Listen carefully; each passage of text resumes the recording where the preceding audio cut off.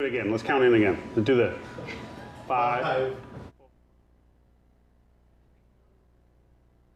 that was good for a practice. Let's try one more time. Wait, are we live? You guys are supposed to tell me when we go live. Oh, Nathan. Hello. So once again, we are here down at San Diego Comic-Con with my new special guest. Normally we do the spoilers and swag, and Kate Welch is the comic relief, but for the comic relief this time we you have to deal with me. Kelen Coleman. Hi, everybody. Who, if you don't know, she plays a split personality bard, Aladrin elf on Girls Guts Glory. Previously, I played and who was your Dragonborn Barbarian? What was Dranishka, Dranishka, and she was Russian. No, I can't do Russian. Well, she did a you faded in and out interesting. a little. No, I never. Please. I never faded in and out. But you've got a buddy who you keep doing his accent, and he fades in and out. Well, he fades in and out because he also lives in London. But do you use him as inspiration for Definitely Dranishka? not. No. Okay. No. So. But I play with Girls Guts Glory. And we have a podcast on now, Girls Guts Glory, the broadcast. Get it? Is it the broadcast? Nice. And then we have our stream, but we're on a hiatus from that. A hiatus. So now playing new characters. But yes, I'm here. Okay, so this is a newer character you're playing with the multiple personalities. Yeah. And so do you have different colored dice for each personality? So when you roll, you've got to roll with like a different D20? I should have done that. Yeah. But that's a little too involved, I guess. Was it when I was just deciding? The reason it came up is because I wanted to be all these different characters, and I couldn't figure it out. So I said, forget it, I'll be all of them.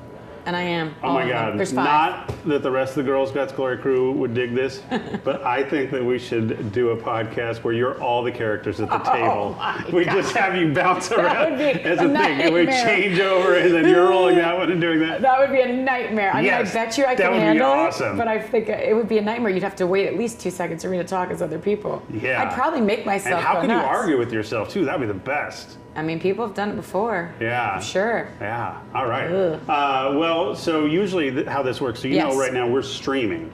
What's a stream? No. Exactly. Hi, everybody. So that means that there are 12 people watching us. I love the number 12. Yeah, well, good. It's my because favorite. Every time I stream, there's been at least 12 people who watch. And I think 3 of them are related to me. One of them's probably Lisa the Merciful, right? Is she in there?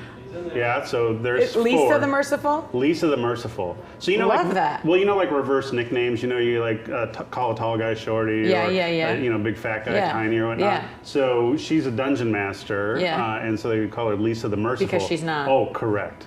Ooh. Yeah, exactly. So it's like a reverse nickname. Okay. Yeah. So that's I'm scared 4. of her now. And then the other 8 people, I'm not sure. It changes a little bit. Although we get some of the same crew back. But we don't always stream at the same time, and then people work. Mostly this weekend you are, though. Like 12 to 2. Oh, yeah. Today and tomorrow, and then the last day is different. But I never know what time to stream because everyone says it's a bad time. This is kind of a lunch break, so hopefully people are watching on their lunch breaks. Unless they're East Coast. Unless they're East Coast and Unless just you're bad at their Massimo. jobs Is and Massimo watching. in the stream? Because Massimo's in Italy. Massimo! What time is it in Italy? I have a friend in Italy, but... Gosh, it's going to be like late? 9 o'clock right now, right? Okay, so it's still early. Like he's having his coffee and, Yeah. his espresso. Doppio, Ristretto. right? Anyway. Yeah? No, Are they you say Italian? You look ristretto. like you could be Italian. No, I just played in Italian. You did? Remember on the Lifetime On your Lifetime and Sony movie? What was it called? Love what? Very Valentine. Valentine. And actually, this is a costume for the movie. It is not. Is that like one of the perks is you get to keep costumes? Usually not, but I was lucky on that one. So there is someone coming up the stairs. Hi. Oh, hey. But yeah, I got some of the costumes. One of the perks of my job is that I get free shirts. Yeah, good shirt. And the best part is that I know the people who do the design, so I'm like, I want this design. So you can We have one that's like this beholder, the eyeball monster, and then in the middle it's put beauty in the eye of the beholder. That's smart. Yeah, and so like, yes, this one's going to be a thing. So mainly what we do on this stream is we kind of just goof around and talk about Dungeons and Dragons, a little bit of geekery. I love geekery and Dungeons and Dragons. We're down here at Comic-Con, so tomorrow and the next day I think we'll probably get some special guests who are down here doing signings and stuff. I've got my list of things that we have to cover. Yeah. But we've got like 9 hours of streaming. We're gonna go like all night straight starting now, so we can cover it whenever. Yeah. I'm just kidding. So if you did, I would just, where's the sleeping You're like, bag? all right, well, Where's the sleeping bag? yeah, can someone give me another coffee? Like, we're going to be doing this. I have a big enough one down by my feet. Okay, so how did you get started in D&D? Was Girl Scouts Glory your first? It was, because I'd always wanted to play. I love a lot of nerdy, dorky, whatever the word you tip that we call nerdy, dorky, although it's all becoming cool. We like to go nerdy or geeky. Dorky, we've kind of... See, I consider myself a dork. Yeah, but you probably are. Because I think nerds are really smart, and it's not that I'm not smart, but I'm not like nerd smart.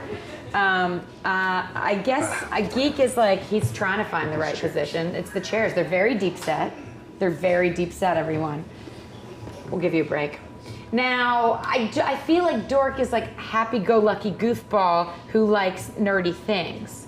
So that's why I go dork. But I can handle geek or nerd. I'm happy to be in the realm of all of that. But Kim Hidalgo, who's our original DM, but she learned when we learned, so we were all learning together. Because you guys all learned the same. Well, except for Erica and Rachel. Yeah, they had played a bit before. Because I know Erica had some friends, maybe she lived with that played. Yeah, I think so. And they had all. Kim said, "Would you ever like to play?" And I thought, I don't know. It seems very daunting. And I've had a lot of friends ask me. A lot of people, especially with Stranger Things, and are starting to wonder what D&D is and want to play it, but they don't exactly know how to start. Yeah. Because here's a whole huge book, player's guide. Yeah. So I think the best thing is that she said, "Hey, we want to learn how to do this." We'll and have I lots said, of wine. "Oh yeah, I mean, or tequila, preferably for me." I said, "Why does it have to be nerdy, geeky, and why does it seemingly only for boys?" It had that stigma. I don't think it ever was for that, but it had that kind of air about it. So we just got together, and I think a friend came in to help us, Matt. And then Altman. Do you know Matt Altman? I think I've met him. There's some paper towels. Son of a... He's showing all the secrets. Now I showed my belly. God damn it. No, you didn't. All right, can we edit that out in post? Okay, Stop good. It.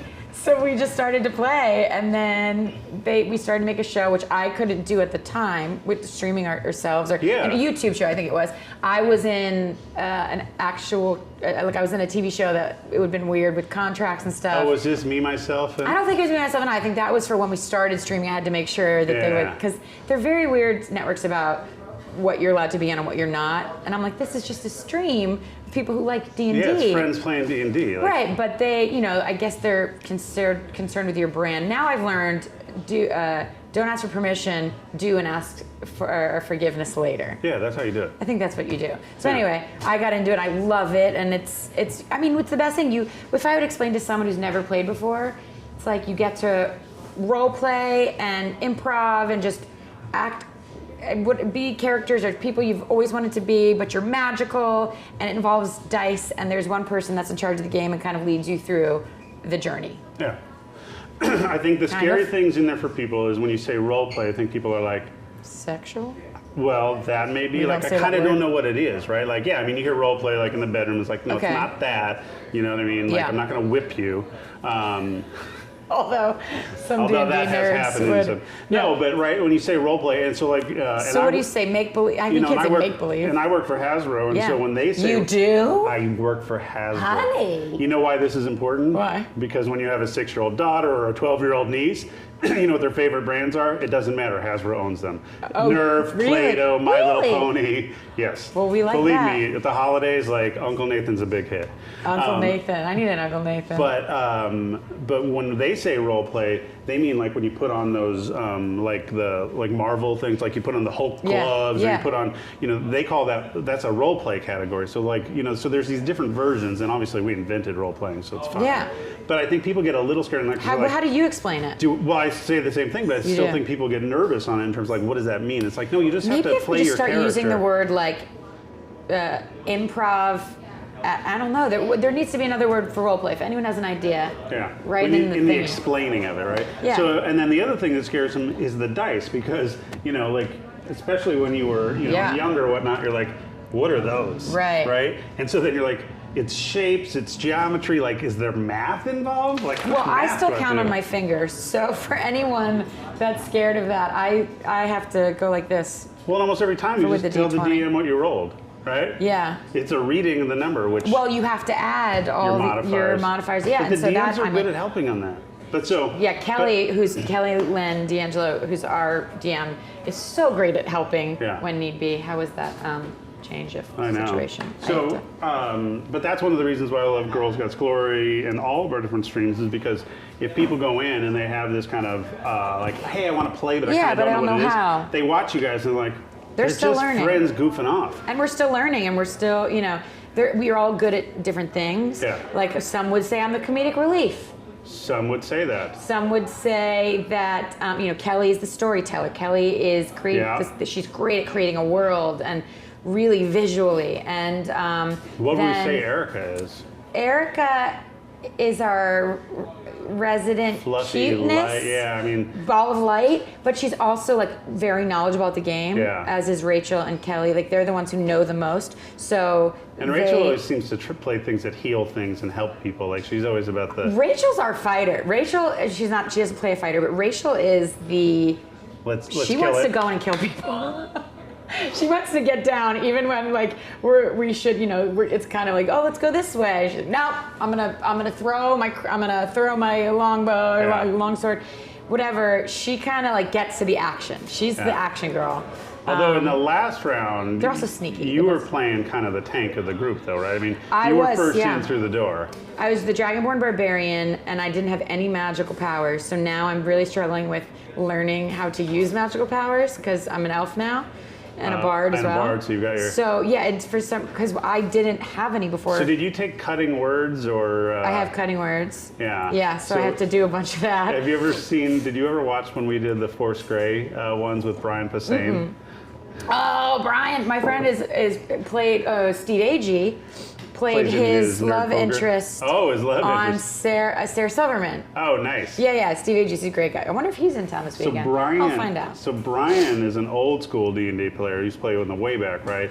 But hadn't really played 5e much. But I tapped in and like, hey, you want to do the single meltdown with us? And he's like, yeah, sure, I'm in. Oh, but he couldn't prepare any of his stuff. He's like, I got him. I'm on the road. I'm coming in. I'll get there like the day of. Is that okay? I'm like, I'll make your character. I'll do everything. So I made him a female elf bard, and he comes in. He's like, what the hell? That's me. And so he usually played fighter, so he wasn't used to the magic it's stuff. Harder. And the stuff. So he's a comedian. He's an improv. He's funny. So he rolled with it. That's what with the Dragonborn Barbarian, especially having been a woman, I made her for some reason very sexualized. She just came out very. She liked to have a lot of fun, drinking and seeing the town. So I think a lot of people make their alter egos or their ultra egos. Would you say it's my ultra or my alt? I don't know. I will. It's a long weekend. I don't know if your buddy's watching, so. I think if they're my buddies, they know me. Oh, my bubby? Yeah. My bubby texted me this morning. My bubby, that means grandma. In Yiddish, because I'm a split. Like my dad's one thing, my mom's another, whatever. So she's been texting me this morning. Yeah. Yeah, I should have Bubby come in as special guest. Is one of your personalities on the thing your? Well, I have Mel Brooks, based on Mel Brooks. Very creative there, huh? And he talks like this. So it's kind of an old Do you ever throw some Yiddish grandpa. I think I say oy vey, but I try to keep things like otherworldly. So then I will take something if I'm improvising, and then I realize it's something I want to say that's close to that. Like I'll switch it so it's just enough difference. Yeah. So instead of Mel Brooks. Exactly. Just enough where it's very funny because you're clearly copying something. Oh, what did Chris Hardwick play? His wizard was Will Wheaton. Wait, instead of. How come I can't hear what Will it's supposed Wheaton? to? Who's Will Wheaton? Will Wheaton from Star Trek Next Generation and Big Bang. You know Will Wheaton. Which one is that? I don't. There's things he that was you the would young supposed to know, on, but I would never know. On Star Trek Next Generation. He was which guy on Star Trek? He was on Stand By Me. When they were kids? Yeah. Which one? I watched Next Generation. With my family. We would watch every night. He was Will. He was the young. Oh, the teenager. Yeah. Oh yeah. Yeah, and so he's a big D&D player, and actually his son I met him. and now is like writing official adventures for Adventure League. Like, that's so cool. Yeah, it's really cool. Yeah, he was a very pretty young teenager. I remember. I gotta be honest, he's still he's kind of ageless. Like he keeps a beard now, but honestly, I can see his skin there, and I'm just like. Have you done the age app? Yes. Do you want to see? Yeah, I do.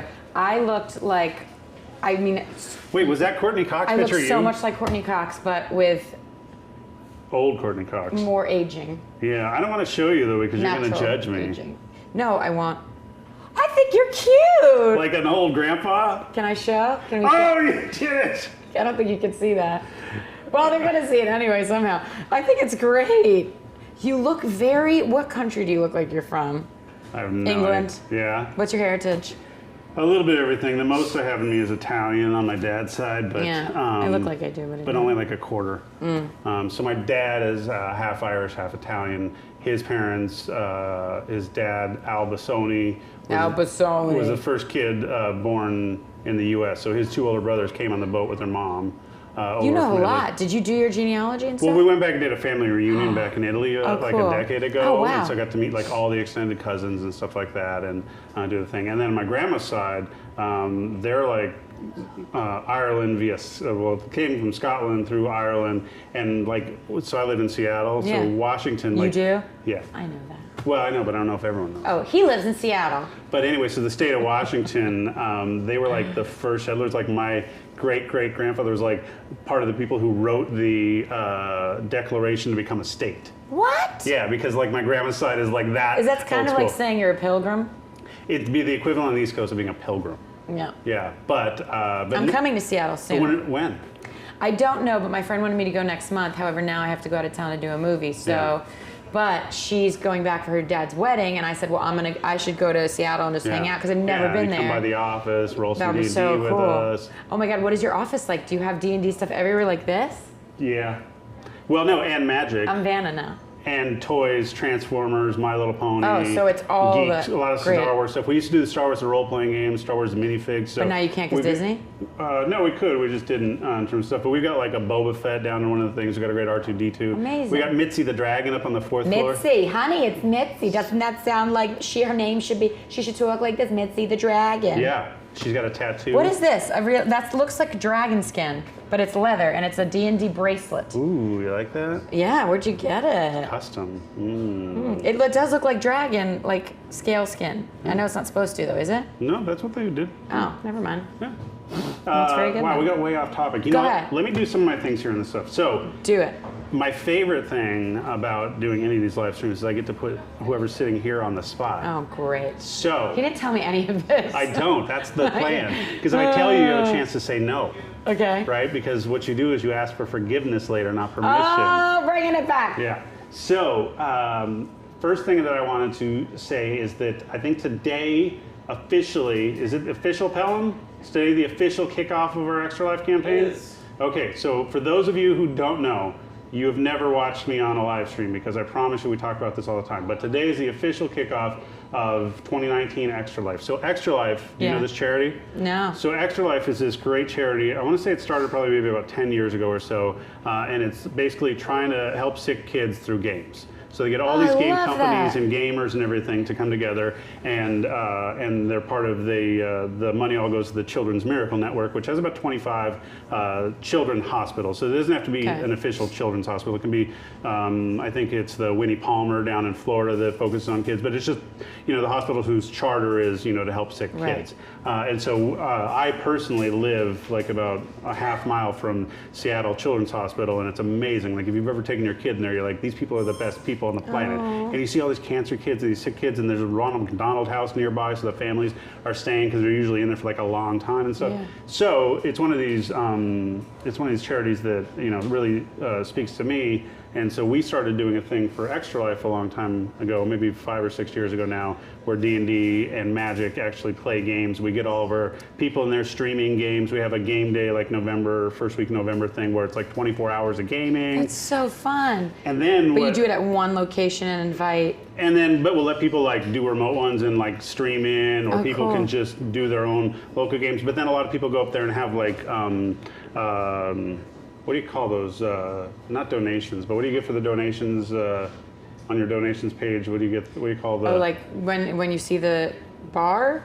Tears? Yeah, but it was I don't know the right word, but Yeah, and it's not prizes either, but yeah. So basically, there's donation. People will say like, "Hey, if you donate this Sponsors? much, you get this thing." No, like it's like a incentive. Incentives, yeah. So but they become like angels or sponsors at certain different levels, and they get certain things. And so we did stuff. So last year, I got like really into like, okay, I'm gonna do this. I'm gonna make a really big effort and come up with some creative tiers because I'm kind of the head of D&D. I mean, not kind of. I mean, I am. Yeah. Yeah.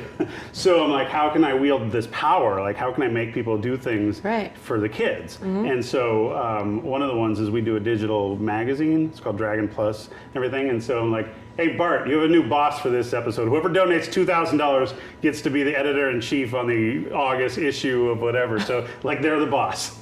And then...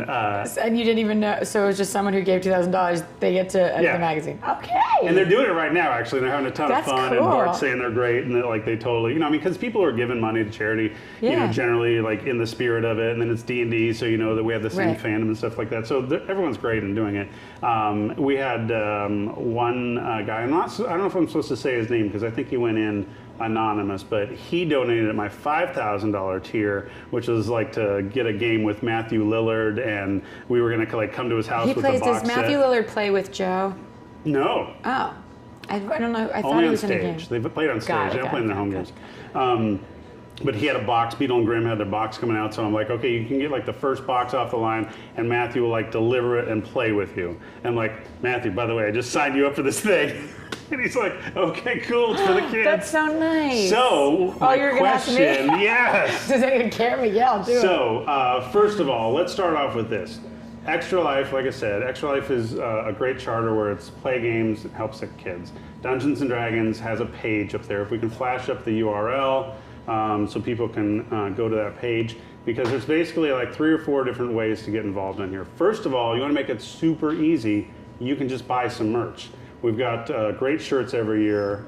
Emmy, I'm going to say Tangi because I don't know how to say her new name, and she still goes by both, so this is still all right.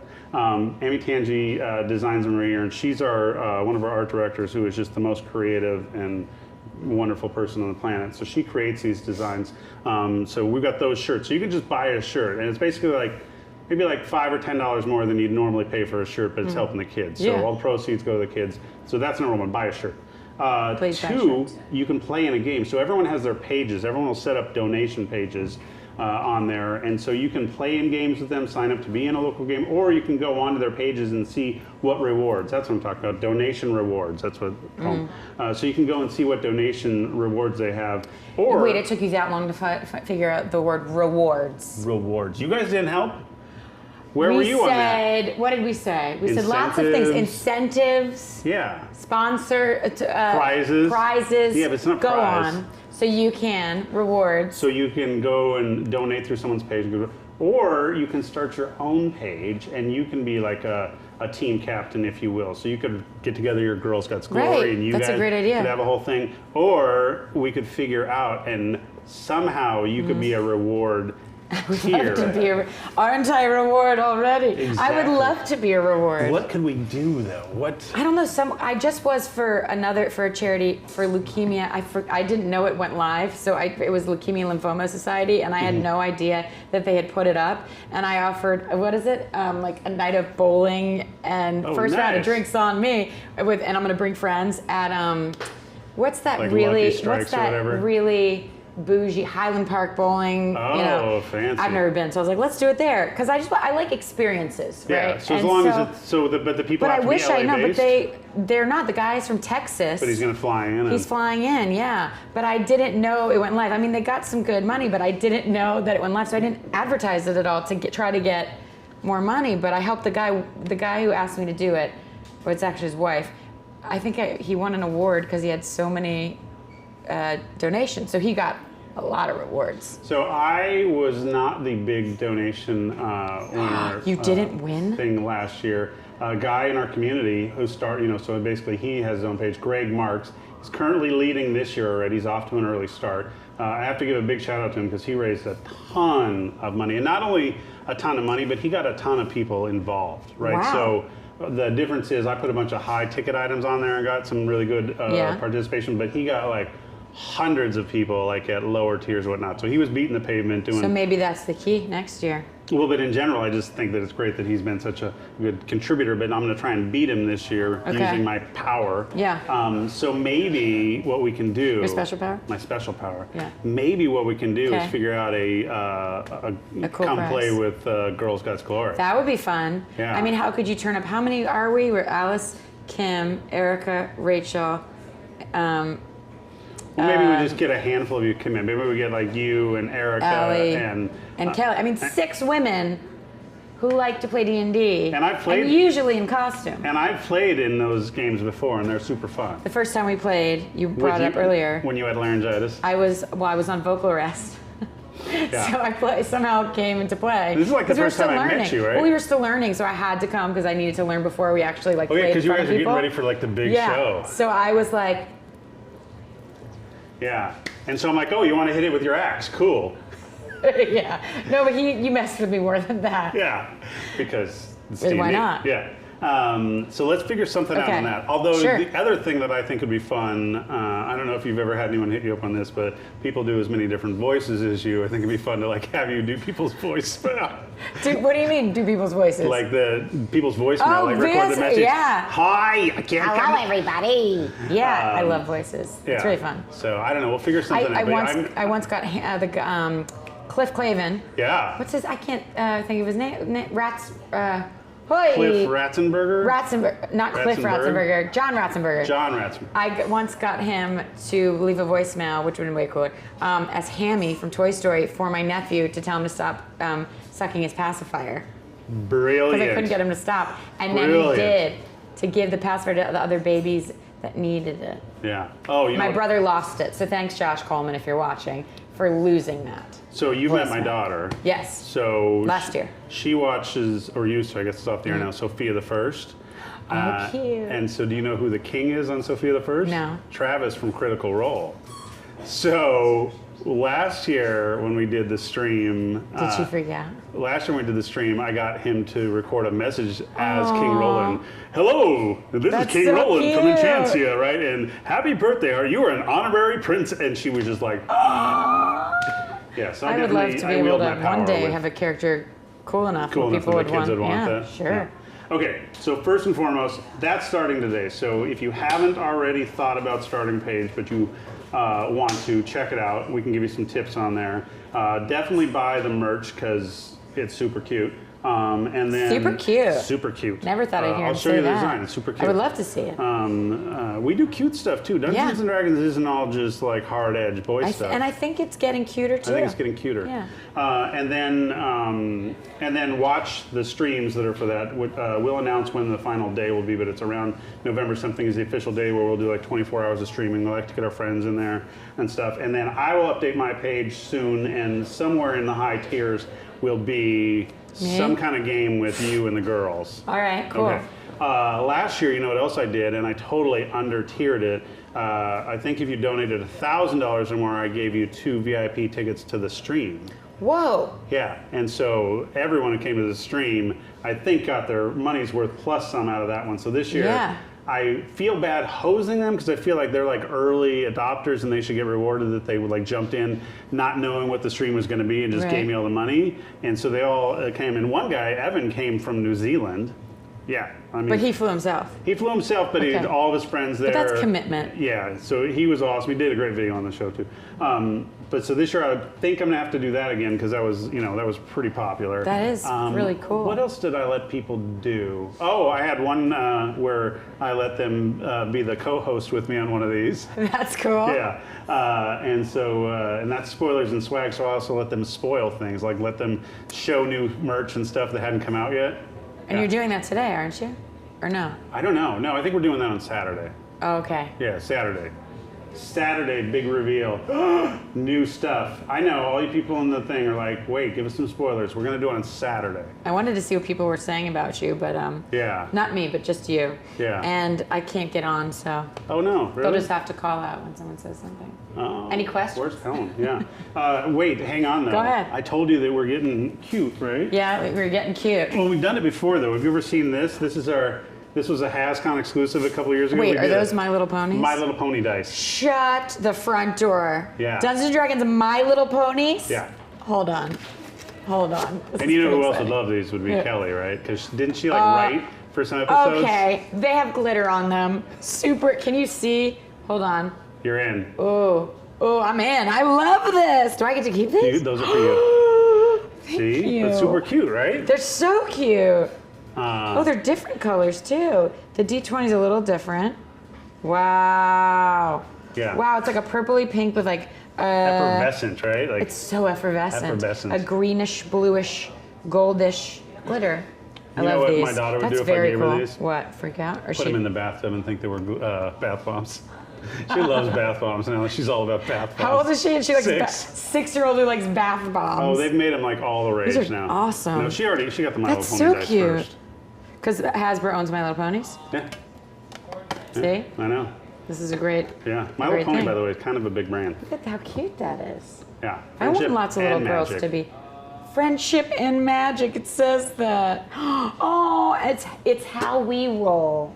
Friendship and magic. It's how we roll. I feel like that should be the voice. Pony? I would love to be a pony. Could you tell someone? What would be your pony cutie mark? You mean like the thing on their... He knows what they're called, and I don't, because I haven't watched it since I was little. Yeah. I don't know. Ooh. I don't know. I'd have to think about that. Yeah. Those would probably be something that Mine would probably be like a inappropriate. croissant.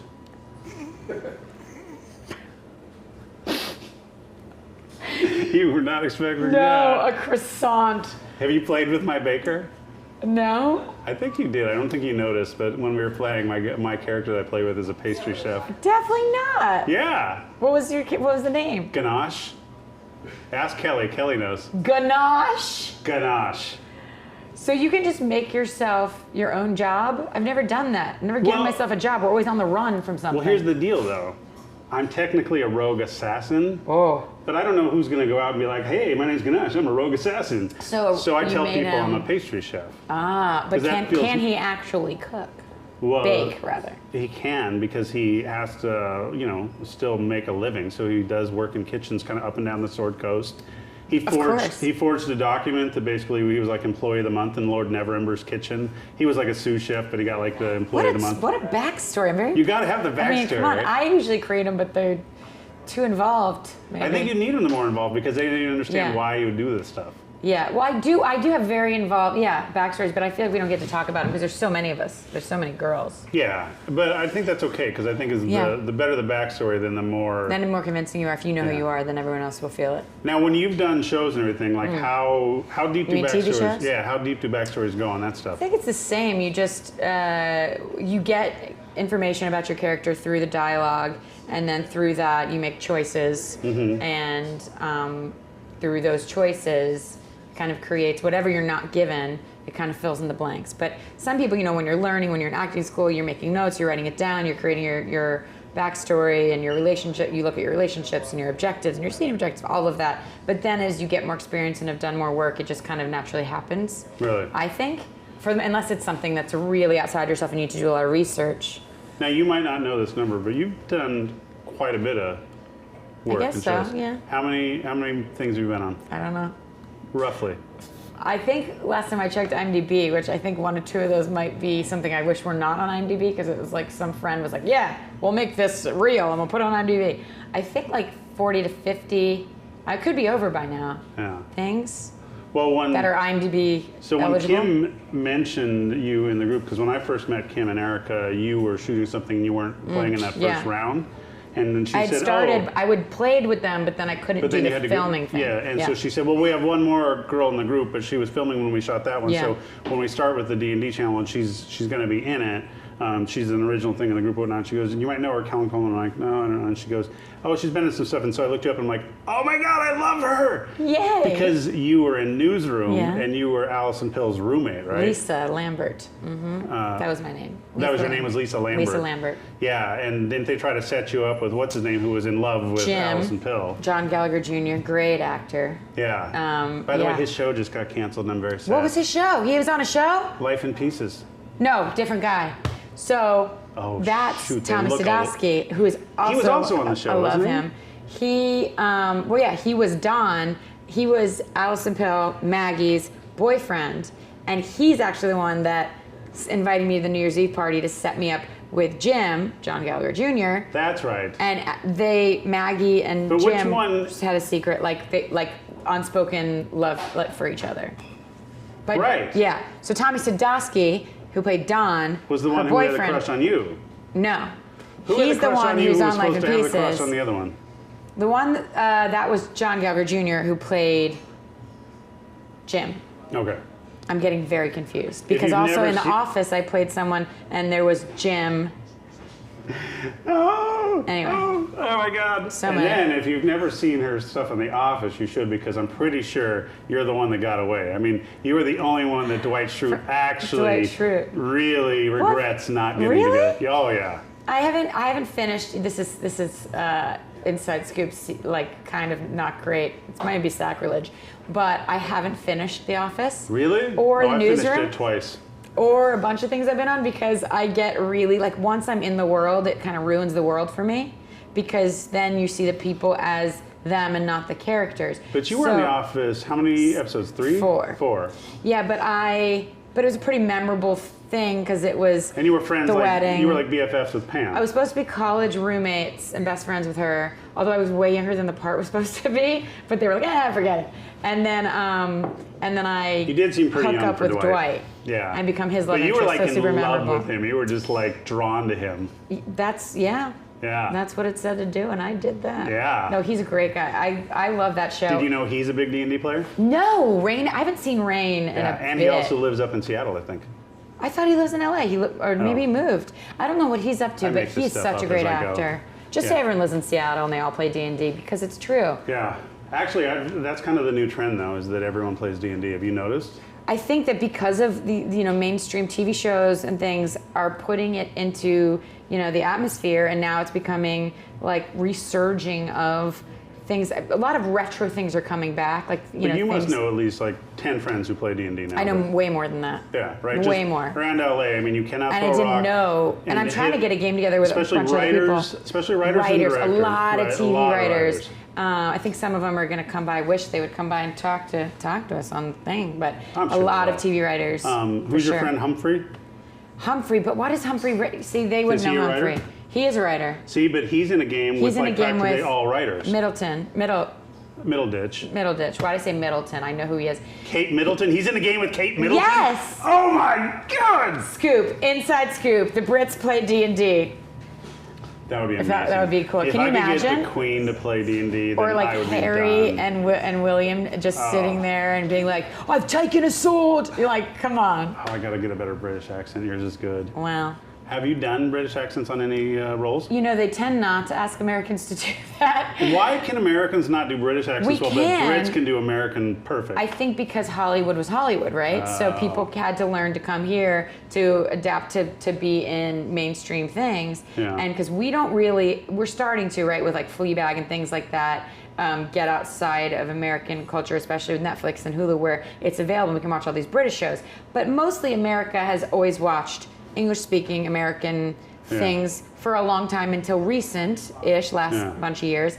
And so I think that they had to come to Hollywood, and so to come to Hollywood, they had to play Americans. Well, I also think there's another part of that too, which was Hollywood was the predominant content provider, so no matter which country you're in, you had a deluge of American content. And they were able to so learn you just it, it would become part of your thing, and then when you were going there, you were trying to emulate that. I think I've done a bad Russian accent. In which? It was The Great Indoors, Joel McHale. Oh, yeah. I was they called me and asked me to do. Can I say that? Does that mean to say someone's show is horrible? I wonder if Joel plays D&D. Because I watched it because I liked all the people in it. Yeah, well, I did it because they asked me to come do this guest star. They were like, but it's really small, but we just need someone, and we audition people, and we don't think anyone can do this part because we need someone to be a girl who looks like she could. This is very nice of them to say, and it's not exactly correct. Who looks like she could be a model, but also maybe she's a prostitute.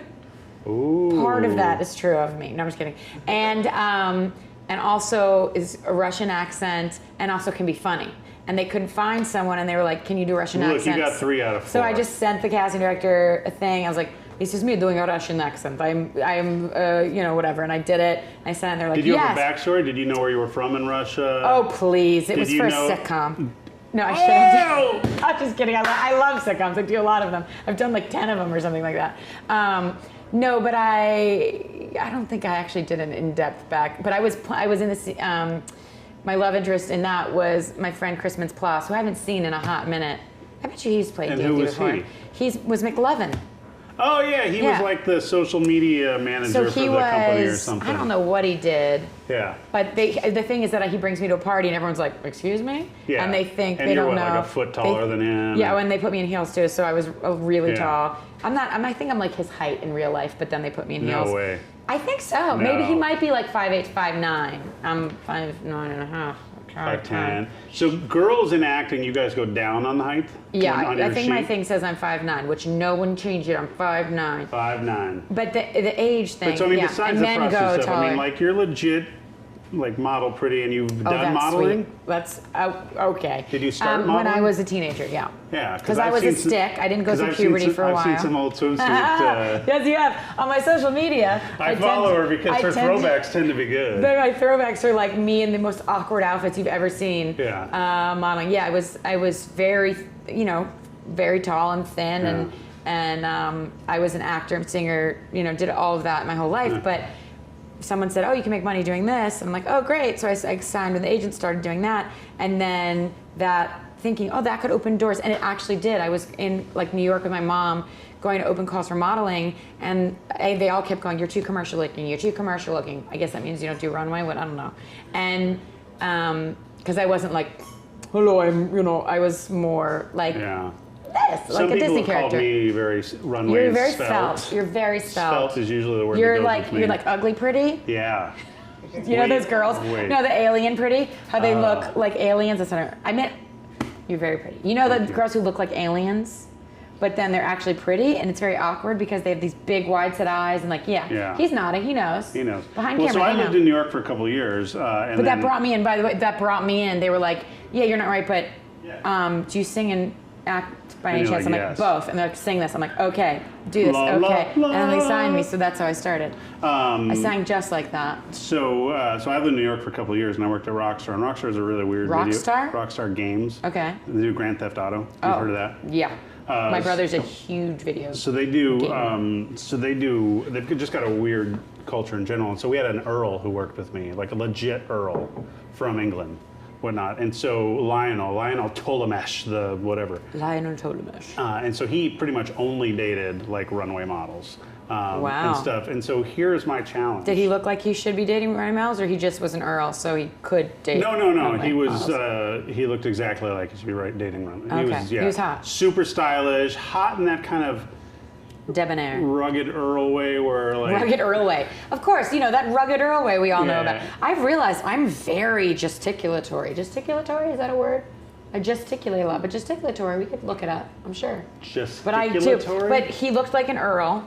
Yes, but he had that air about him, and it'd be the guy who's wearing jeans and a t-shirt, and then you look down and see his $20,000 Rolex kind of stuff, right? Wow, yeah. Yeah. He knew how to make under. Yeah. So I would be at different events and see stuff, and this is what I realized about runway models is the clothes and the thing you have to be a successful runway model is a clothes hanger. Yeah.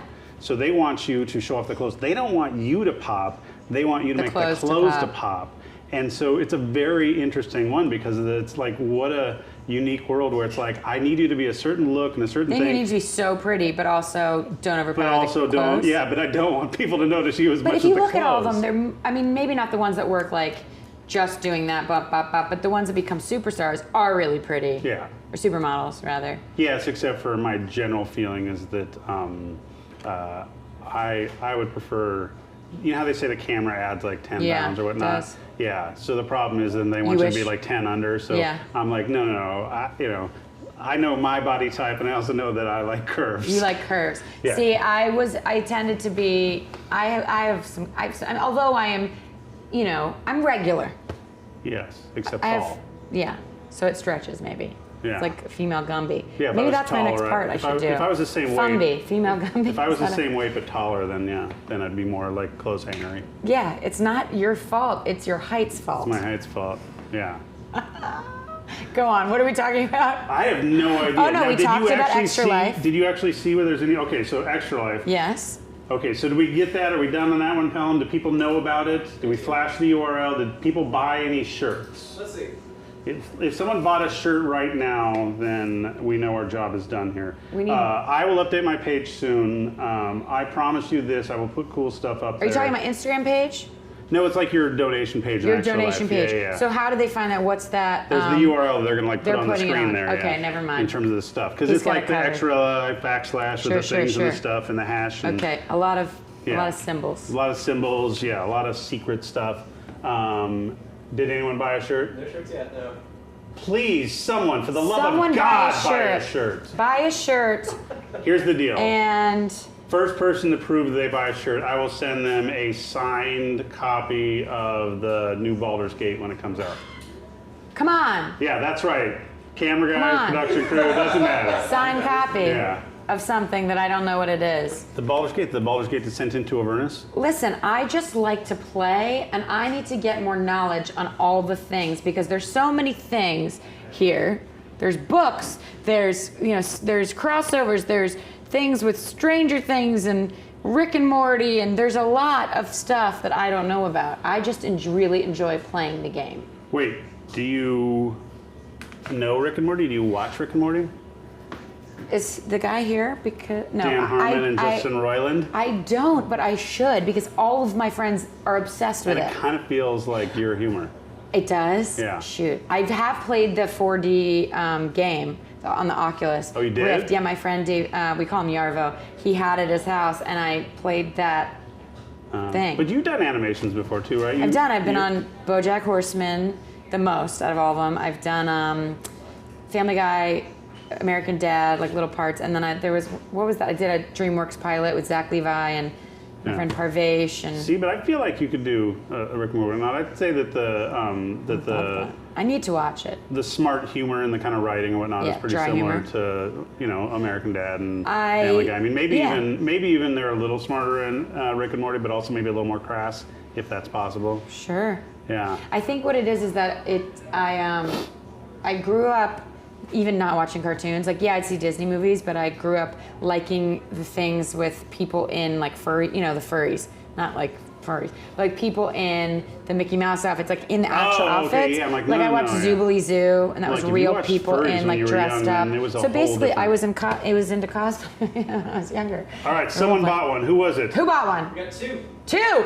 Yes. Oh gosh, is it a race to the? You guys trying to? Was it you? Allie, you, and Sean Nolding have bought shirts. Okay. Allie, you, and Sean Goling. Close enough. Sure. All right. So then, whisper something to Lauren or to Lisa in there. Hi, Lauren. Okay. How about this though? You said you wanted to take some questions, right? Sure. All right. So everyone, now is your chance. You can ask Kelen literally anything. They're like, who because is they will this gal? edit this out in post-production if we say anything wrong. We're owned by Hasbro, so we have to be like PG-13. So you're telling me to keep it PG-13? Yeah. Okay, Now, we can do what that. is PG-13? I don't Because know. I have told people that PG-13 is like you can use the F-bomb, but not like 3 in a row. Oh, You know yeah. what I think I there's a percentage of curses. Certain curses you're allowed to do, And like total and, number, like cer- you can't use over a You certain number for the can't whole get thing. nude, probably. Yeah, you can. I don't You know. can show your butt with a tiger tattoo on it, but not the front. Don't bring that up. Nothing. It's something that don't look that. It's fine. Anyway, something I try to put just. Now. I forgot about that one. That was PG-13 though, right? Was it? I don't know. Wouldn't it I have don't been? feel it. I didn't watch this show. Was there more? It was a movie. I didn't. So So you're was there? saying you've looked it up? Okay, Nathan. Yeah, totally. It was a movie I did that it was a double. Oh, It don't was a whisper butt to double. don't whisper to Lauren. Sorry, Lauren. Sorry, corporate overlords at fandom. What? No, I'm just getting her in trouble. Okay, but so if you have a question here, put the big capital question. Maybe it would help them if they had my resume. Put the big capital question mark in front of. No, I guarantee you that a bunch of folks on here, because this is on the Twitch channel, and your Girl Scouts Glory streams on the Twitch. True, we do. Probably watched. We do. Yeah. And then, but like things that mostly people know me from, like the Mindy Project, the Who were you in the Mindy Project? I was one of her best friends for 5 episodes in the first season. I was Alex. Did you know Utkarsh in that? Yeah, we grew up together. You and Utkarsh? Well, we didn't grow up. Sorry, because he's in Maryland too. He's a Maryland. We didn't boy. grow up together. Or he's a Baltimore. My boy. high school boyfriend. No, he's. I don't think he's Baltimore. Is he? I think he was Baltimore. Maybe. But my high school boyfriend, or at the end of high school, was his best friend growing up, and so we knew of each other. And I'm not sure if we even met until we knew, but we met out here. Maybe we met on Mindy Project, and I was like, "Yo, Nick," and he was, and he was like, "Play Myron." I was like, "Yeah," and then we've been friends. Yeah, we're friends. So does he play? Well, he played in our Force Grey stuff, but he had never played before. We just brought him in because he's funny. He's so funny. He's a good dude. And so we kind of taught him along the way. And so he also sings. He's doing Mulan now. And he's also doing a Broadway show. I think it's with rapping though. Well, right, because you know that him and Lin-Manuel, they're friends. They were all BFFs, and so like he was in the beginning when they were doing all the Hamilton stuff. He was part of that group or not, but he said like, I'm not the strongest. Like, he's more of vocal. a rapper than he is a singer. But it's Love Freestyle Supreme, I think is what. Freestyle Supreme is what him and Lin-Manuel used to do. And it's going to be on. They're doing a Broadway show. I don't know if Lin-Manuel involved. I'm not sure, but well, he used to be. Yeah, he is though. But he is a great dude. So yeah, but then on Mindy Project, Newsroom, Office, Big Little Lies, and then probably the McCarthy's, Me, Myself, and I don't know. And that was a shame because that got canceled before its time. I have a good track record of getting on great shows that get picked up and then them being canceled. Really? Why do you do that? We don't get a second season. It's just so hard because we don't watch things the normal way anymore, do we? We watch, appointment television. Like we sit down, we binge, we watch things on our own schedule, on appointments, of us and the TV. And when you're on a big network like CBS, ABC, NBC, Fox, whatever, they, it's about ad sales kind of. And what do you mean, kind of? Yeah. So, but I mean, also there's a lot of creativity that goes into it, but you have to be, if you're at the wrong time slot and your show's not getting a lot of viewers, that means it's not getting a lot of, sales up for the ads that are being in commercials, and then there's no use for that show really. So it's all about viewers, but how are you getting viewers if, let's say it's at the wrong time for the age bracket that it's appealing to, or let's say that it's on the wrong night. You never know what it's competing against. There's a lot of things. I would love a second season of something. That would be great. No questions. We have no questions? No, we have a couple, but I'm letting them populate. So, but I want to go back to this time slot stuff and thing because I have a special power too. What is it? If I like the new show, it will get canceled. So stop liking things I do. So the problem is that I watch these shows, and then as soon as I get hooked, then I know it's not going to be on the next season. But my challenge with it is, I know enough about the business to understand the kind of time slots and ratings and stuff whatnot. And so my problem is I see these shows that are getting picked up for multiple seasons, and I'm like, how the hell is that rated higher? And you look, and it's not. It's for its time slot and what the network But also it's thing probably where in America it appeals to. Who it's appealing to. There's some people that would say Big Bang was not their jam, and there's other people who would say it's all they watch. Well, did you know that in the geek community that is a super polarizing show? No. So like in Dungeons & Dragons land, if you're a Dungeons & Dragons player, you fall into probably two camps. Oh, I love that. That's funny as shit. Or, oh my God, that's the worst show ever. Why do you think that is? Because they think they're kind of making fun of nerd culture, that they're faking it, that they're not real, that they take all these stereotypes and jam it into things. I feel like the main Sheldon, because I worked with the kid who plays young Sheldon. You did not? Yeah, on Big Little Lies, Ian Armitage. He's actually from D.C., Maryland, Virginia, so that show's DMV getting area. Canceled too. Young Sheldon? Yeah, because I love that one. Oh, so you don't know if it's not getting canceled at all. It's Chuck Lorre. Does Chuck Lorre get canceled? I mean, isn't it written in his thing that he gets at least 3 seasons? Is it? I don't know. Have you ever seen one of his shows get less? I've almost been on Big Bang a few times, like where it was down to like 3 girls. You said you were on Mom, right? No, my friends was on Mom. Matt Jones. Okay. I wonder if he plays D&D. Well, he's on his new show, Chuck Lorre's new show, because he was on Mom. Joe from ABBA something, Abolishma. I can't think of the name. It's going to be interesting but what is it called?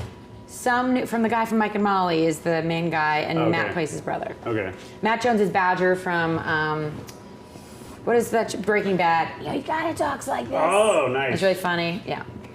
So he's on that one. Okay, so, but where it appeals to, the kind of thing, the age group, demographic, mix, whatnot, but then also it really depends on the network, because depending on the networks, you could be rated at this, which on ABC is getting cut, but over on this network, you would have totally been picked up. If I'm on like CBS with a show and it has, because they have Big Bang, they want, I would assume they want high numbers like Big Bang, that would be a hit, but because they have shows that do better than any other show on any other network, it's harder to stay on, but oddly enough, I love them and I keep working for them. I love all the networks. I watch stuff on every channel. But have you ever done anything on for Amazon or for Netflix besides the international? I'm on there's a few things that I've been on that are on Hulu and Netflix, but I've only done one Netflix. Original. Yeah, that movie. Yeah. Internet. What is it? Oh God, True Memoirs of an International Assassin with Kevin James. Yeah.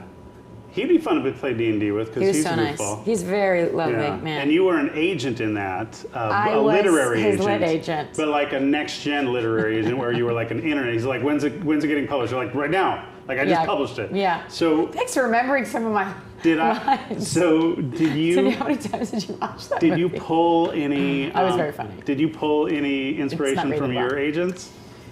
No, I think of the general idea of agents. I pulled it more from like... Well, it was written for a man.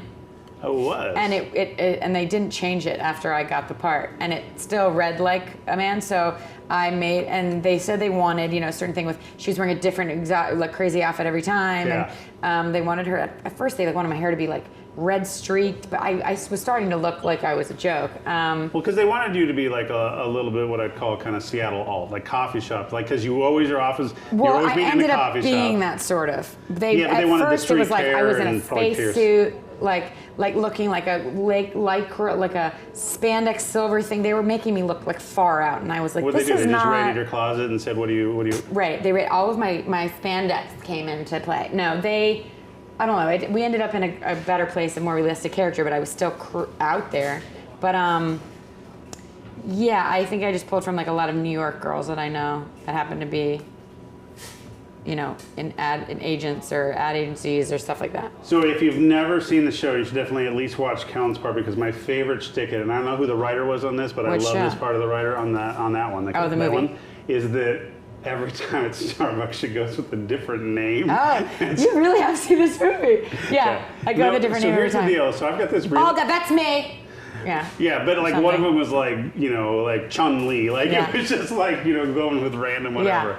And so one of the things, so I watch weird shows, bad movies. I watch everything too. And I remember weird lines, right? Like, so my thing on movies is like, I don't know who wrote it. I don't know who acted in it. You can remember lines. But because I like the. I can't remember it audibly. I have to look at it. I like my favorite thing is to like quote like Mr. Mom. My brain is like. I love Mr. Mom. I yelled at Kenny today for coloring outside of the lines. I'm losing it and I'm loving it. Right, like True, that's he is the stuff. Losing it and loving it. Yeah, he is losing it and loving it. You. Oh, speaking of which, yes. You know who Kenny is? Who? So Kenny is. I don't remember anyone. So Kenny with the blanket. Kenny's like I remember. I would forget every movie I've ever seen. Okay, like you can ask anyone that knows me. And you know Michael Keaton. I know Mr. Mom and Michael Keaton. So he had a kid. But then I'm like, oh, Baby Boomer's Diane Keaton, and I'm thinking Baby Boomer. And his kid had a whoopee or a blanket, whatnot. So the kid who played that, he's on Critical Role. He's Taliesin. Yeah. Wait, is that the same guy you were talking about earlier? No, that's a different guy. That's King Roland. Yeah, no, it's a small world. Okay, so we do have a couple questions that I want to ask. So number one question, is there any San Diego Comic-Con exclusive items you are going to try and grab? Anything you'll hold on to give away as an extra life rewards?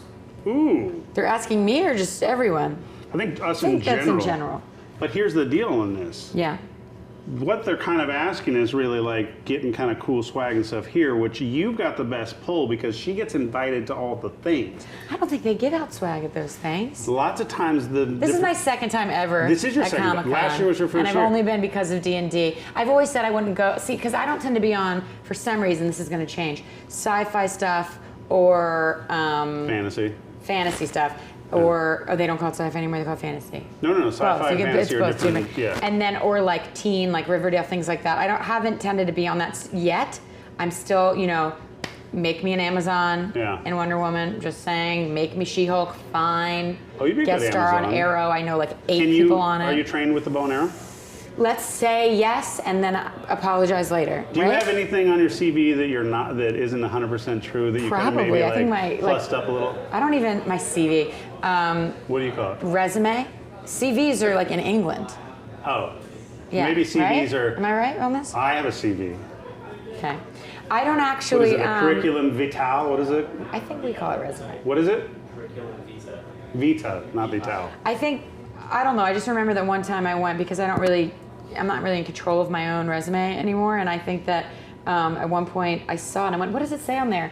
And it's like an electronic thing where you go through and you scroll up because I guess someone had to just click a lot of buttons, and it had swimming, which I was a competitive swimmer, but it had it like maybe 20 times, like swimming backstroke, swimming back, all the different strokes, swimming, this swimming. It was just the most amounts of swimming anyone could do. I'm like, I just put it once. You're like, I'm not trying out for that woman who swam the English Channel. Like, I'm not going to be that role. I could play that. Why could not? You? Sure. Is she English? They wouldn't hire me. Oh, no, actually, she might have been Croatian. I'm a really good swimmer. Are you? Yeah, I was a competitive swimmer. Apparently, because it was on your resume several times. I don't know, I feel like that gets you there faster. Did you shave your whole body? Like, were you that level of competition? Well, I'm a girl. I mean, I shave my legs, and I shave things No, you're supposed in college, to shave. in the dorms, I lived with a bunch of swimmers. I didn't do my arms. I don't really have that much. They did it all, like the back, the arms. Don't zoom in on that, but there you go. You would see it if I had a lot, right? I have way less than you. Yeah, but I mean, I'm also, not that I need hairy. a tan. Yeah, you're all right. You're good. I'm going to Oklahoma. Well, I heard it's Maybe beautiful it will there be- this time of year. I think it's going to be 100+ degrees every day. Well, then you can tan. But I'll be working. I won't have time to tan. I have weekends off. If anyone is from Oklahoma or knows good stuff in Oklahoma City, please let us know. Because Do you eat meat? Because the best yes, steak I do. ever had Was in Oklahoma City. Yeah. I've never been there, and I don't know what to do, and I'm going to have weekends free. Okay, but anyway, going back to the thing. Okay. So we're gonna have to go What around. swag do we want? I don't We're know. gonna have to go around. Like, let's do this. I on got a my mission little because, pony dice, so. Because after today and tomorrow, we'll go like wander and meet people and whatnot, and like let's wanna make it a wander. mission to like Find get the up and best get like the stuff. swag bag, and Do then maybe we- what we can do is like auction it off. So what does at this the end. happen? So explain to me what you do here and also this is good for people who want to come to Comic-Con one day. Yeah. You go around to booths Well, the booths and is, buy things, or they give you things, well, or no, the booths most of the time. Well, so there's like two halves of the show.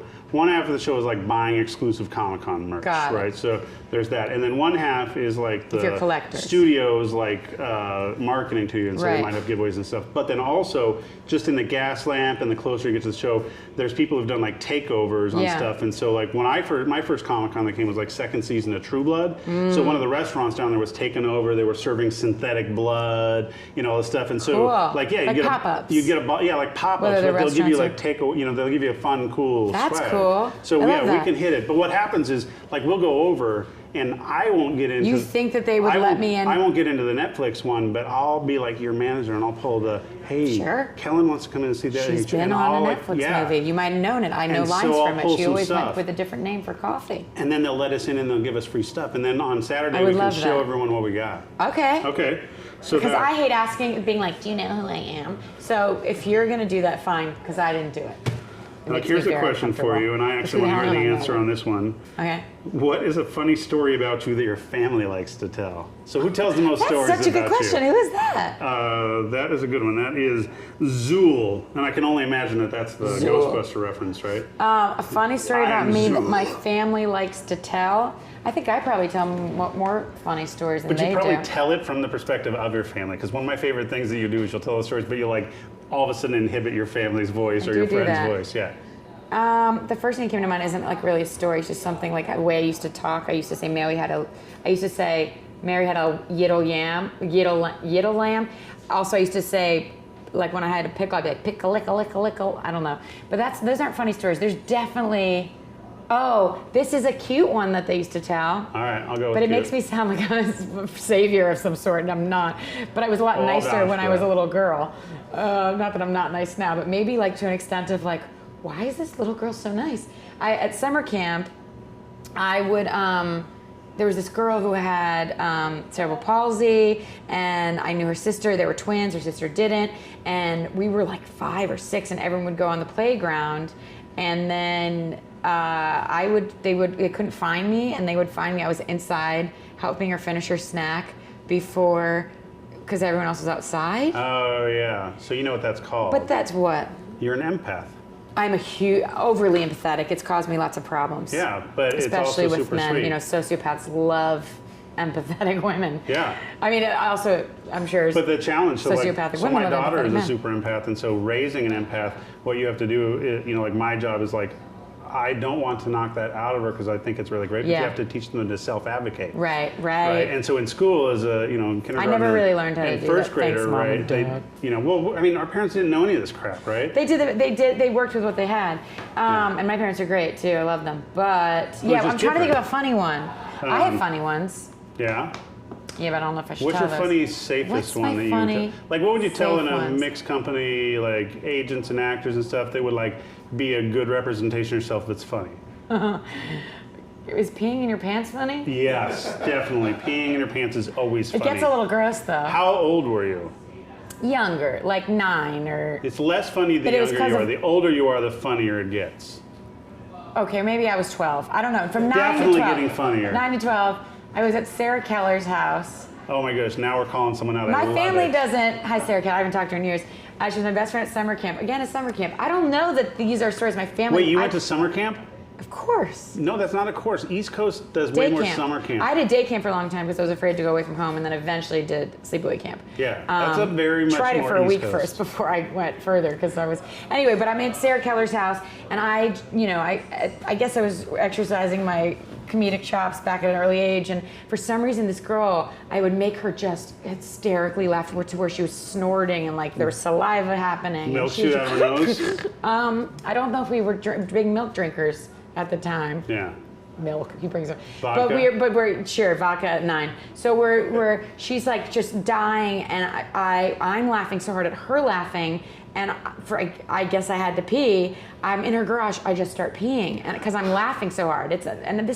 I made another girl laugh on my swing set once, and then thank God we had mulch underneath it because it was mulch, and I was like, all right, and I scooped it over, and it was fine. It's kind of like a kitty litter. But this was in someone's garage, and for some reason, so her garage was like this, right, like this steep.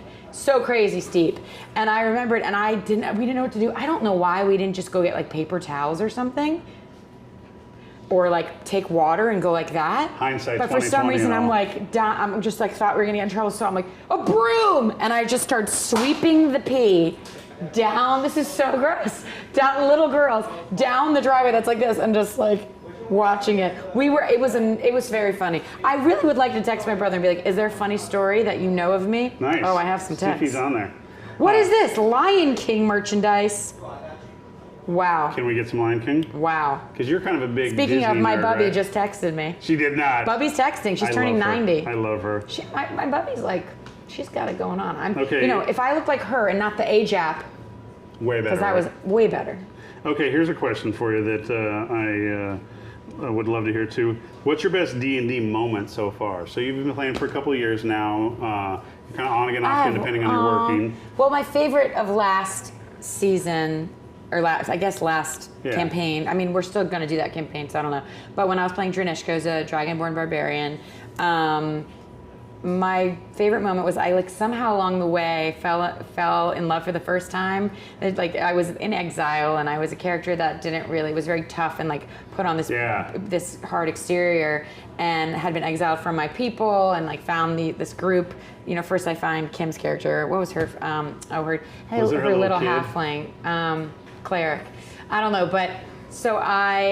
And then we were like the oddest pair, and then, found these other people, and I somehow fell for this guy, what was it, Walton? Now I can't remember because, hello. And fell for him, and it was this, you saw it kind of each episode, and it was just me and Kelly improvising together, and being, breaking it kind of slowly. And then in the very end, in our huge, the biggest battle we've had, he gets just goes up into thin air.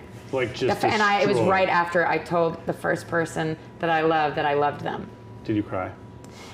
Everyone cried a little bit. Everyone cried a little bit. We all got a little misty because the way it happened, and it was Kelly is so good, our DM, at explaining it, and it was kind of like this big moment, and just no one saw it coming. And he was just, and then that's when we started battle. It was right after that because she did the. Yeah. So that was the role for initiative. Yeah. Golly, it was painful. Okay, here's one too that because you like to come up with the different characters, you want to play them all and stuff. So in real life, so if these races were in real life or whatnot, what if you could just be any D&D race that you know about, like for a day in real life, what would you go? Would you go Dragonborn? God, no. No. I'd probably want to be more attractive than a dragon. I'm just gonna put it out there because if it was real feel life, like that's shaming Dragonborn. Listen, They're I played one. attractive. I love it. But would I have liked to have a regular face with some pretty shiny scales on a human body? Sure. But no, if I'm a Dragonborn, I'm a dragon, which would be cool if you could fly and you can breathe fire. But well, you can if do I'm have a also breath trying weapon as a Dragonborn, you yeah. just can't fly. I know, that's what I'm saying. So you can't fly, so why would I want to be? Yeah. I mean, I'd have fiery breath. Yeah. Literally. I'd have scales. I think that if I was trying to have, I would be all about the magic powers. So you would want something innately magical, so you'd pick some kind of elf. For an elf, because I'd also be able to be, unfortunately, attractive. I'm going for my real life here. Yeah. So I'd want to be attractive. Yeah. And magical. Yeah. You know, and have a great personality.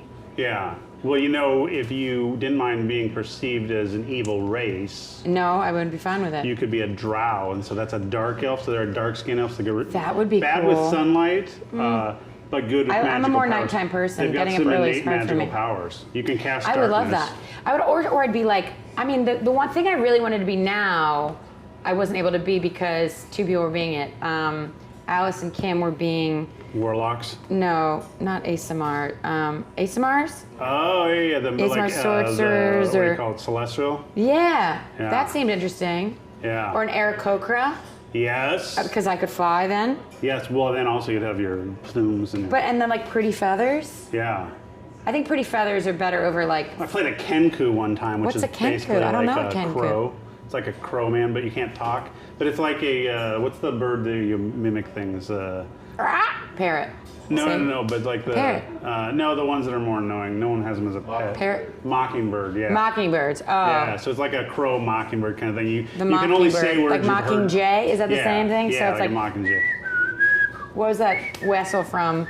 Hunger Games? Yeah. If I heard it, I could do it. I used to be able to whistle much better, but then I got an allergic reaction. Can you whistle with... No, my mom does this, but it turns out...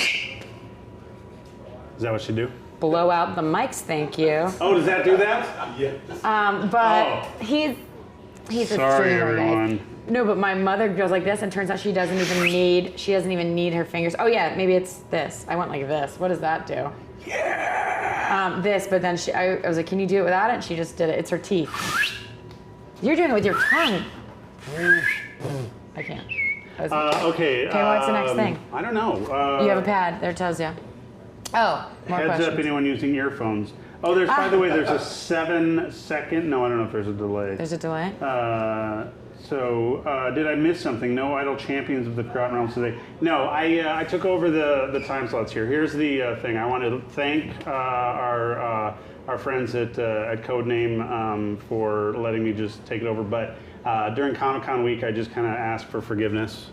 Yeah. And just say like, hey, sorry, we're bombarding this. Because basically what's going to happen here over the next couple days, so we're going to hang out here. We're getting our rhythm right now. This is like a Adventure Zero, where we're kind of creating our characters. Adventure Zero? I love that. You know, kind of understanding what the setup's going to be, getting the kind of back and forth and stuff. And then what we're going to do today is we're going to go scour San Diego and grab all of her friends, all of my friends, any people that and try to bring love them on. D&D, and we're going to come over and we're going to ask them their D&D origin stories or what they like best about Comic-Con or their geek moments and stuff. And so we're going to use that. So I know we're going to get Jim Zub over. I think he's coming tonight for... we're having like a little party tonight, like a little shindig.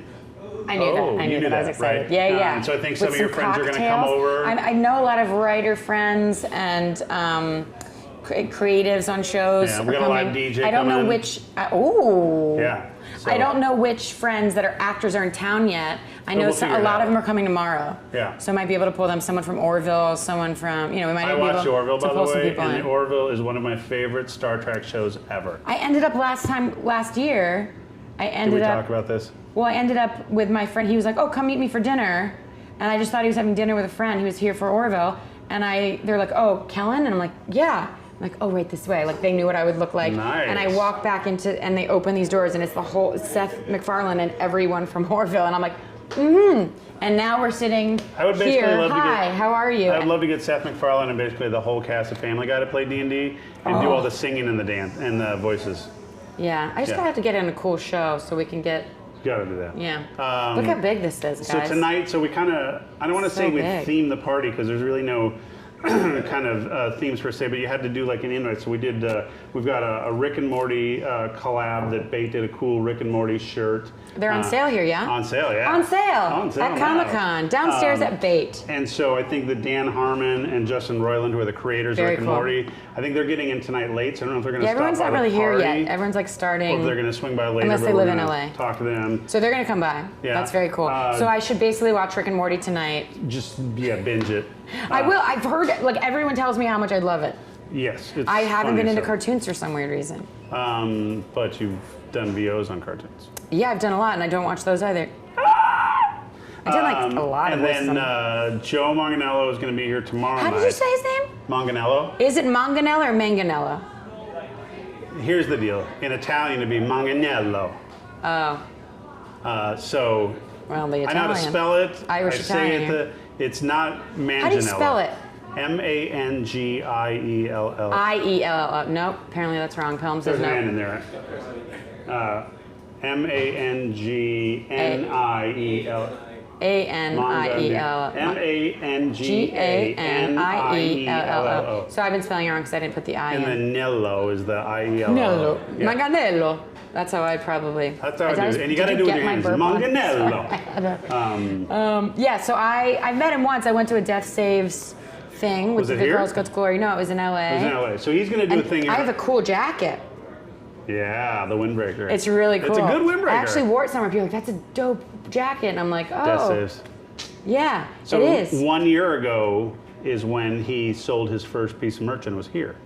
So nice. Yes. So that's how fast it. Oh wow. Yeah. So where do they sell them now? Just on their own website? Yeah, just death. Look how I'm just plugging him. Saves.com. You're welcome, Joe. You better become friends. You guys. I know someone on his wife's show that I'm friends with. Oh, who? Sarah Hyland. Oh, yeah. She's a new friend of mine who I love. She's pregnant on this season. She is. You know, she had twins, maybe. I think she did have twins. Yeah, her and the. She just got engaged. In real life. In real life, and they just posted for a guy that used to be on The Bachelor. Get out that of they town. now have made a host on Bachelor in Paradise. He was like the one guy you're like, why is he on the show? Because he's actually a good guy and normal and like should. But they do it just. I mean, people go on that show to get their name. Yeah, up there, but right? he was also a radio DJ in Nashville. I think I haven't met his name's Wells. I haven't met him yet because I just became friends with Sarah through Kim Hidalgo. Is that his real name or was it like Wellesley? I met him. Is he British? No. Did you see our pictures from a lot of the girls got Glory were in Cabo? Cabo. Because Kim just got married. Yeah, well, I saw pictures from the wedding. It was like I wine sent you country, pictures. Right? It was in her grandma's this great garden, or her grandma. Her grandma's unfortunately not with us, but this garden is called the Ruth Bancroft Gardens in Walnut Creek outside of San Walnut Francisco. Creek. Okay, so it's not the wine so country, but it's up it was near gorgeous. just near a lot Oakland. of cool people. Yeah, a lot of cool friends were there. Yeah. Trivia for everyone: the Sims creator, he was in Walnut Creek. They actually, he didn't when EA bought Maxis. He didn't want to move his studio, so they just had a remote office that was basically like his house was the remote office for EA and was in Walnut Creek, and he didn't want to drive across the bridge and through San Francisco every day because EA is right Sports? below. EA Gaming? Sports is in. I did a gaming thing. Orlando and Canada, but I did a gaming thing in San Francisco Redwood Shores with World Tabletop, whatever, and it was like me, Greg Grunberg. Are you buddies with him? I'm the one that found the studio for you. Thanks for that. But yes, but I never. Wow. But it's okay because I'm here. Yes. That's right. No, but I got us that studio, but I guess there ended up being a lot of plane traffic. I took pictures in his chair when he wasn't there. That's all right. Did he sure? care? I don't know. I don't know. I never met him. I met his partner. He's the nicest guy. So it's him, me, Milana, Vine. I don't know how to say her. Weintraub. I don't know how to say her last name. How do you know Greg? Through this gaming thing. We got flown to San Francisco to play Catan, and also Garcia. Oh God, Jorge Garcia from Lost and Hawaii Heroes? 5-0. Was he in Heroes? Greg was in Heroes. Was Jorge in Heroes? I don't know. No. I just assumed everyone from Lost went to Heroes. You know who I'm talking about from Heroes. I do, yeah. from Lost. From Lost, yeah. And then someone else. By the way, I loved his Another storyline gamer. on Lost. I haven't. See, I never watched Lost. You didn't watch Lost? Well, let me tell you, I they know did at the not end, answer they all did- my questions. And they did not like. People did not like the ending, apparently. Yeah, well. But don't even we say all that. got taken. I don't think people like something involved with endings. EA Sports gaming, but like tabletop games, Yeah, if I'm EA not games, creative. yeah. And we played Catan, and they streamed it. Oh, do you play? That was the first time I streamed. I do. I love board games. Catan, you played? Did you I play love Carcassonne? Catan. No, they just sent me a bunch, and I haven't gone through them yet. So try Carcassonne. That one's good. I'll send you Betrayal at House on the Hill. That one's awesome. That's it. One from Have you played Hasbro. Pandemic? No, but I've Good heard it's co-op amazing. game. Yeah. What's the one, King Domino or King, that I just got that King I of wanted? Tokyo? King of what? Tokyo? No. No. Is that something else? Was that an inside joke I didn't get? No. That's It's a an game. actual game. Yeah. Got you. What else do you have to talk about? I don't know, but wait. Well, let me get through the thing. So Okay. Joe's thing tomorrow. Joe's thing, right? Death saves. So he's gonna have a party tomorrow, and so tomorrow night's Death Saves party. So this is like a 1-year anniversary party. The DJ for that one is this guy Adam Braven. Mm-hmm. You want to know what is the coolest thing ever about his CV? Yes, I do. He was Obama's DJ. He DJed. what? He DJed for like a party at the White House with Obama. And Obama picked him? Yeah, I think so. Oh, you really think Obama was like, I want this DJ? Hey, I give, two That was horrible, shits. Tom. He DJ'd for an Obama party. That puts That's him like fine. up here. I just knew he's someone also who- in She Wants Revenge. So he, like they tour Got and it. they play and do this stuff. But it's Got I it. think his DJ name is like Adam 12. Okay. But he's We talked mixing. about the number 12 earlier. 12 people in your stream. Weird. My favorite number. It's not. my And in favorite. Seattle, 12 is a big deal. 12th Is it? man. We did 12 12th man. I thought it's everywhere, 13th man. yeah. No. Are Who'd you be the sure? 13th? Yes, Wait, I'm how sure. many people play? On the field, Yeah. 11. Well, that's why it's 12, everyone. I've taught you Because the something. extra one is in You're the welcome. stands. And Just so took that. so he's DJing, and so he's a buddy of Joe's. I think he played at Joe's house. He plays D&D. He's got a whole other group that plays. So like he's a legit D&D guy and an Okay. awesome artist. So he's gonna come DJ, and who knows what Joe's gonna do. I think Joe's like I think if whoever comes like gets invited gets like first. Can I get in? First dibs at the. Well, you and I are gonna like we got the back door. We're gonna Thank sneak goodness. in. But I think So we you're get- not actually invited? I'm not invited. Well, no, Joe sent me an invite. I'm pretty sure I'm invited. I didn't get invited. But I'm here, so. So I think that people get first dibs at the new gear. So he's got a summer collection that's dropping on Saturday. But you have to pay for it. Yeah, but Yeah. but you get it before anyone else, so you get your size. Oh. Because last year the sizes We're different? like XL and large ran out the fastest. Yeah. Yeah. And things run, I would do, well, never mind. Yeah, you got to figure out where You they got run. to figure out where they run. Yeah. And then the other thing that's going on, you took a picture, I took a picture of you in front of the cool Stranger Things window Yeah. out there. And so I believe that on Saturday, Stranger Things and the Nike folks are working with BAIT, and they're going to do a new drop of the Nike Stranger Things shoes. Wow. So they're going to be here at BAIT Here? on Saturday, yeah. The Stranger Things shoes they have downstairs would be now are so cool. Well, that's like wave one. And pins. Wave two is coming. Are you supposed to put the pins on the shoe or the I don't pins think separate? so. I don't They know. just come with the shoe. Yeah, they come with the shoe. My friend is now in Stranger But we Things. did the Stranger Things starter set that is right there. Yeah, I noticed It's that. out on the window there. So So that's for kids to learn how to start playing? well, you're basically playing through like an adventure that's like written from the hand of Will the Wise. Wow. So in there, it's got like drawings from the show and stuff like that. So it's like And it has a Demogorgon. and it's got their Demogorgon because you know our Demogorgon is different. No. So their Demogorgon is that like flower-looking weird like petals yeah, open up, petals. eat your face. So our Demogorgon is Not a the pretty two-headed demon lord. Okay. yes. Haven't encountered that yet. You don't want to. Yeah, I it's would bad. assume not. It's bad. His name's Lou. It's Lou. funny because when Only he starts one of the talking, no, I'm heads. just kidding. There's two heads, and they like don't really like each other. Lou and Stan. It's Yeah, fine. exactly. I don't know what. Look at this chilled up pose. I know that's pretty good. But okay, so that's really freaking cool, and that's that's more, out now. But is it more like geared towards kids? it's really it's everybody. It's geared towards like beginners. Beginners. Yeah. So that's what I would have loved to have a few years ago. Yeah, so like you and the girls could have sat But down I and could played that still one. actually You can play do it that now. and probably learn Yeah. how to DM Yeah, maybe. it's just from like it. an intro adventure. It's really, and Does that it- one right now, by the way, I Yeah. don't control the sale prices. So Target.com and Amazon.com right now are selling it for $14.99. So if you I wanted feel like it, that's a great gift, especially They'll for get people, it. for kids, or people who are into Stranger Things, Yeah, like who are in the Stranger Things, D&D, D&D. anyone who's just into Dice sci-fi. comes in there, not as cool as your pony dice, but My pony dice are the yeah. And then Rick and Morty versus that? Dungeons and Dragons. So that was, we did a comic series and did amazing. Oh, you mean this? Or is this the new one? No, that's the old one, right? So that's so wave one. I keep looking at this camera, and actually it's usually on that camera, so I keep looking. No, and now those I'm guys looking can right flip at you. a I just found the red lights. Yep, there are, and I Son just of realized that. You know, I'm usually good at them. It's not like I've been professionally acting for 13 years.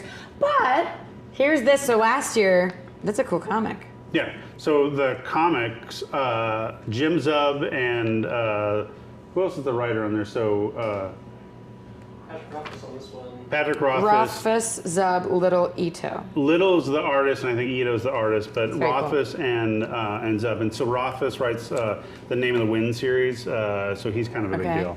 And then This year's and we're what? doing season 2 on Ooh. it. But then we also But this announced is hardback. this is the compilation. This is the where you put all of Got them it. together. So that's number 1. But they're doing season 2, which is dropping soon.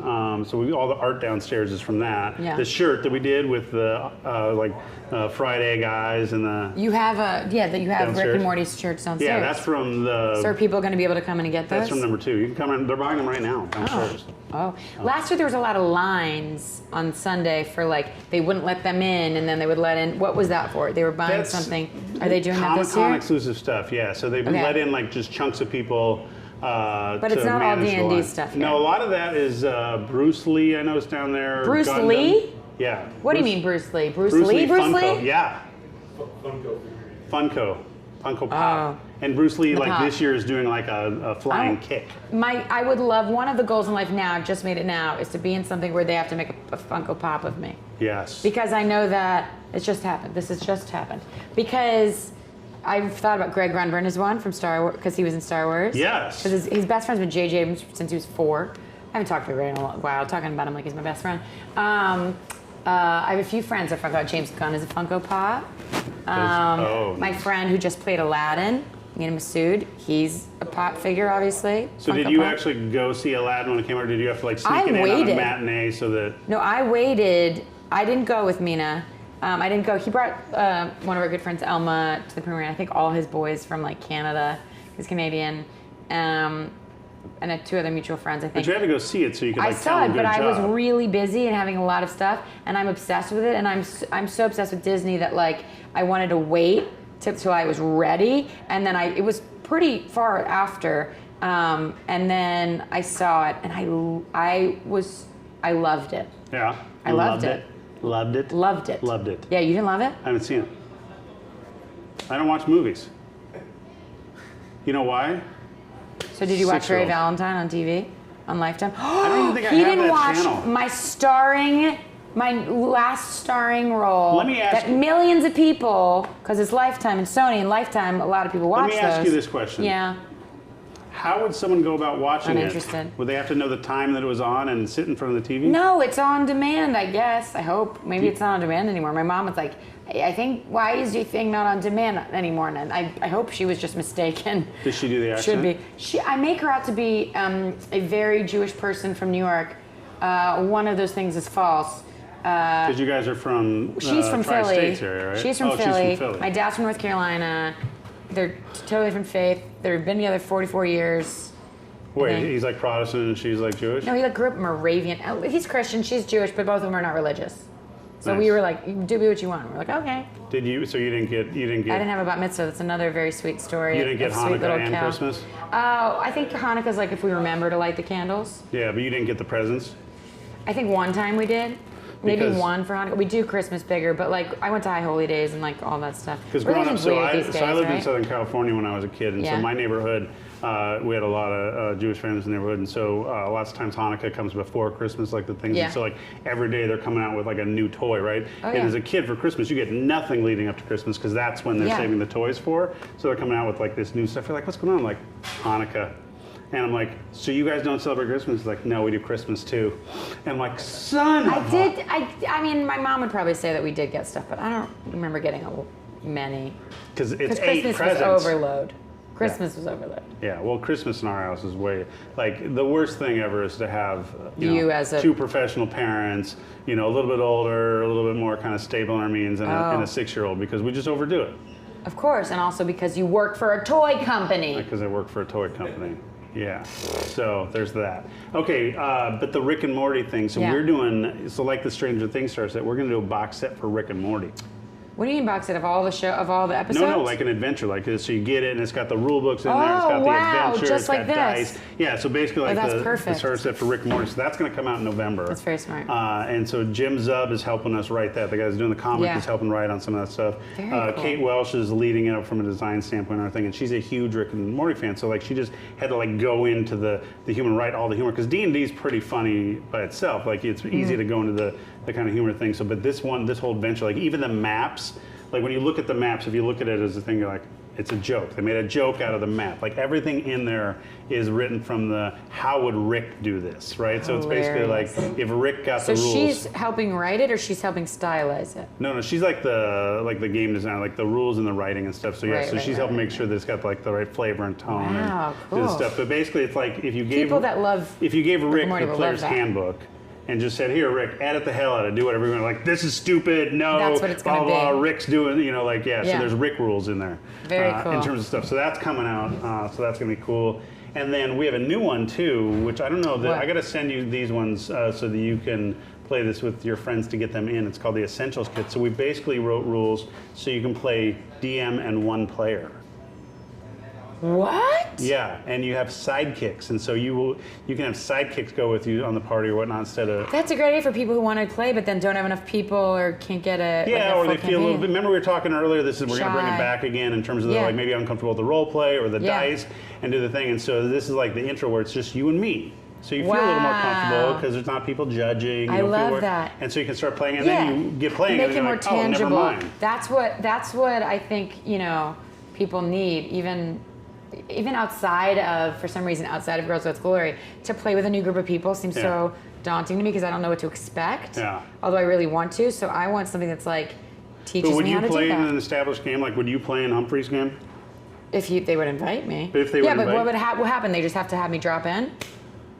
Well, they start up those guys, so I know that. I think it's all guys, though. It is all guys, and I know that group pretty well. And so they go in kind of like maybe like 8 or 10 week stretches of campaigns, and so because they'll rotate like who's hosting it. Oh, they do. Yeah, and so but that one's a pretty. So those guys I met were Middleditch last year, but I didn't know that Humphrey. He wouldn't remember me, but we met at the EW party last year, and maybe I did say Humphrey. I don't know, but Humphrey, my friend, plays with him.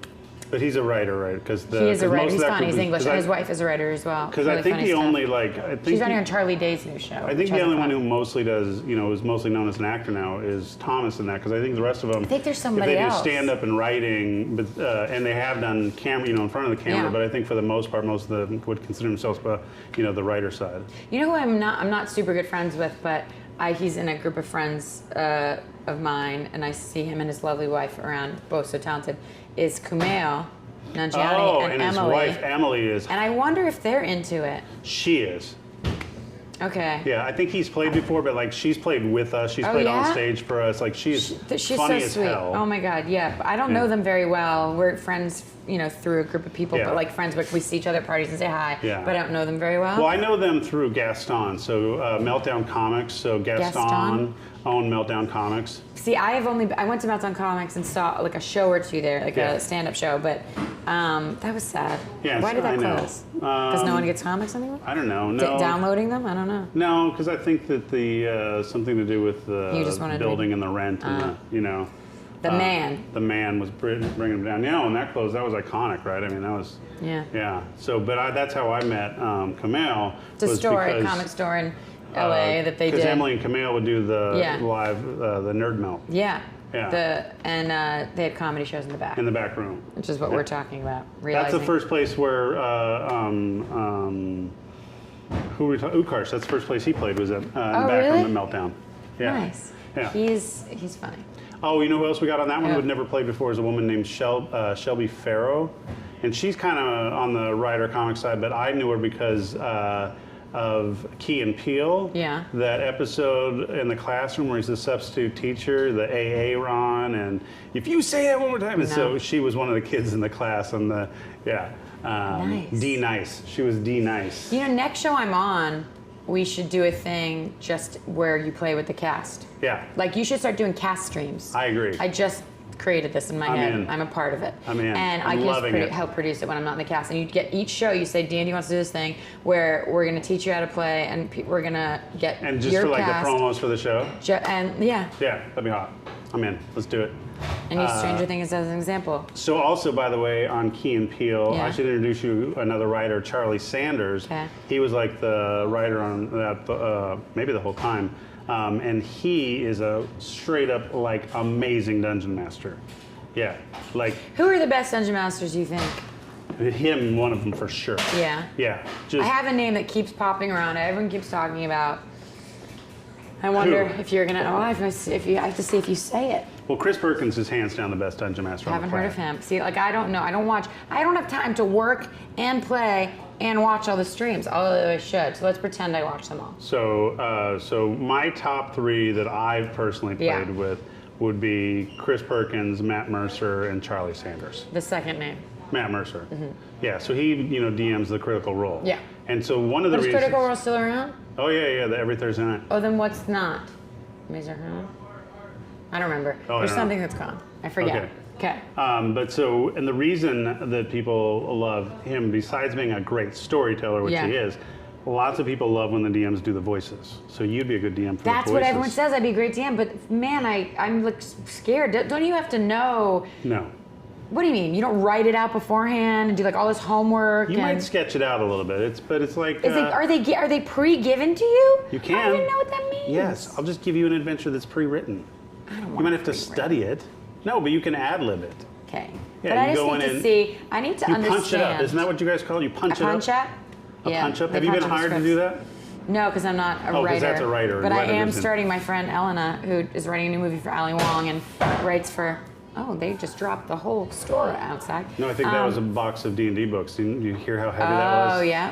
You know got what that- books for you sale? know what Are you that giving probably away is? things if people come into the store? If they come in and you say give them something, then Oh, I will grab from the shoot. stash. But you're the I'm one. the gatekeeper? You're the gatekeeper. Okay. Yeah. So if you actually swing by Bait and you come in and convince If you were Kellen to- on this stream and you're in Comic-Con, we should give them a special word because that's extra. Yeah. Like that's extra points. yeah, So if you're watching the stream and you're down in San yeah, Diego and you swing and you by, see me. yes, we will hook you But up. I You want know you what? to say pineapple.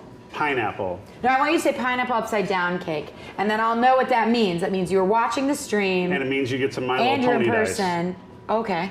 Actually, one of my What if they don't want that? One of my producer friends, I think, is driving down today just to get the dice. He said, "I need those." I'm obsessed with them, yeah. And I go, "Are you in San Diego?" And he goes, "I can be in 4 hours." So, It took me like 2.5. It was really quick. It seemed quick. oh really? You know oh, what's 'cause a good left idea late. is to listen to a podcast while you drive down. Which That's what I podcast was would you doing. do? Would I you was do listening to Girl Scout Score. The Broadcast? The Broadcast. BROAD. Get it? It's all girls. Wait, how do you but- normally spell broadcast? The same way. Damn it. Damn it! But I will say the first episode is not great to listen to in my opinion because we did it at the stream. Oh yeah, The that wasn't the last best big sound D&D quality. stream, and it wasn't. But also, we were playing it visually and not really playing it as a podcast. Like we weren't being audibly as descriptive as we've now been. So if you can Like you watch, say, I'm walking. yeah. Well, we don't do Foley on the. Foley is when they make all the. That's a horse or something like that. That's a horse. Yeah. Wait. Better. Thank you. Yeah, this is probably from a different kind of movie. Right? If you're doing Probably. that. We don't talk about that PG-13. So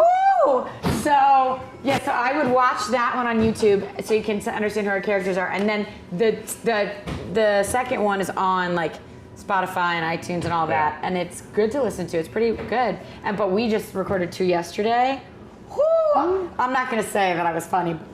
You were really funny. I'm So by the way, not gonna say it. So It doing was the good. live stream stuff, you don't get the reaction from the people in the live stream, No. so I don't know like for entertained. So usually I can just tell being ourselves though like, now. if these guys are laughing, They've back been there, giggling. yeah, then I usually know that it's a little entertaining. Yeah. Yeah. I feel like are we not? Wait, isn't that a line for a movie? And I just remembered it. Are we not Am I- entertaining you? Or am I not entertaining? Is that right? What is it Have I from? not entertained you? Oh, are you not entertained? Speaking of which, do you watch John Oliver? No. So that man is I'm doing work. I'm doing D&D and work stuff. Wow, this is. And he bought Russell Crowe's jockstrap from the movie Gladiator. Yeah, that's a thing. Is he married? Isn't he married to a woman? What does that have to do with wanting Why Russell would you want a Crowe's jockstrap? Because he buys weird stuff. He bought because it's funny, I guess. 5 wax presidents. He only got 5. Made out of earwax? I think made out of earwax, yeah, but like life size. So it's like a lot of earwax. No, I don't. That's not what the wax, like the Madame Tussauds wax figures. I know, but it would be better. Let's just assume they're out of earwax. It's way better. Have you ever done an earwax candle thing where it sucks the earwax out? What do you think? Was it kind of gross? I actually just did it for someone who was doing that, and I was like, "You're gonna let it burn." She kept moving it. I was so upset with her. Because it's got to create the suction because of the. Oh, my friend Katie. She kept tilting it. It was like gonna hit her hair and burn her hair up. Did you put like a paper plate in between her? It was a paper plate. You put on don't do this at home without supervision, kids. Yeah. But you paper plate and you like put the thing in and then you light it on fire and it's just it doesn't seem good. I don't think it's healthy. It's actually, they say healthier than using Q-tips, but I grew up on Q-tips. But I don't think you're supposed to use either. Just don't jam them down your ears and ruin your eardrum. I mean, they say you're not supposed to put anything like smaller than your elbow in your ear. What? Which I'm like, nothing, my elbow doesn't fit in my ear. That's what they say. No. Yeah. Are you sure it wasn't like a Tic Tac or an M&M? You're talking about elbows and ears? Yeah. Don't put anything smaller. I know a lot of things that are smaller than an elbow that could go in an ear. Should not go in an ear. Well, let's just say PG-13. Yeah. Okay. We're a great team. We need a theme song. PG-13. Oh God. It would be more about this is the Kellen and Nate show. And like into that voice, but not. Please don't. What's happening? What are they saying? He was Obama's on-staff DJ. Secretary of Keeping It Fresh. I don't know if that's true, but I love it. Yeah, I'm so glad my autophone's auto level. It's because of the whistle. I whistle one time. So here's the deal. I like to do voices. Because when I read to my daughter. Oh, yeah. But my daughter doesn't like me doing the voices. She goes, Dad, use your regular voice. I'm like, this is my regular voice. And she's like, use your regular voice. I babysat one kid who did not like that. Yeah. And especially if they've read the book before and someone else did different voices. She says it's okay. They do not like it when you change. She says it's okay if I do the voices when I'm reading the line of the person, but not if I do the narration in a special Oh, that voice. Makes sense. She's very smart. Why aren't you listening to her? Yeah, you shouldn't be like, pink pony walked down the street and looked at the bright light and said, you should do this, and said, wow, that's a great light, right? Whatever. But you shouldn't go, pink pony walked down the great because that's what? You have to differentiate. But what if I want to do the narration as like Morgan Freeman? Oh, you can do a narration as Morgan Freeman, but then Pink Pony is the thing, yeah. As Pink Pony. Right. Well, I thought you were saying you're doing the character for both. No, but like I'll pick a different voice. Morgan Freeman. That was kind of good for 2 seconds. Did you hear the 2 seconds Morgan Freeman? Although sometimes I hit 2 seconds and I'm out. My best voice that I can do is the movie phone voice. Is there a movie phone voice? No one calls movie phone. Hello, and thank you for calling Movie Phone, brought to you by American Express in East. Why don't you just tell me the movie you'd like to see? Are you just talking just about like a welcome to AT&T, like an announcer voice? No, did you never call Movie Phone? Like when I was Hello, and thank you for calling Movie Phone. Younger. Press star and the number you'd like. Yeah. I feel like there's a number you used to call. Maybe it was the movie theater, and you call them, and they just tell you the times of everything. What was that? Is that movie? That was Movie Phone. There's a phone about movies. Got it. No, you called the phone number. It's great. For the, See, now I'm a straight man. Oh, you have never been a straight man in your life. I'm so straight manning you now. Really? Well, was I? What was I doing? I was striking you. I was sarcasming you. Sarcasming? Oh, were you? Sarcasming. Were you using sarcasm on me? No, verb. Oh, I'm oblivious to sarcasm. I can give it really well, but I cannot understand it. No.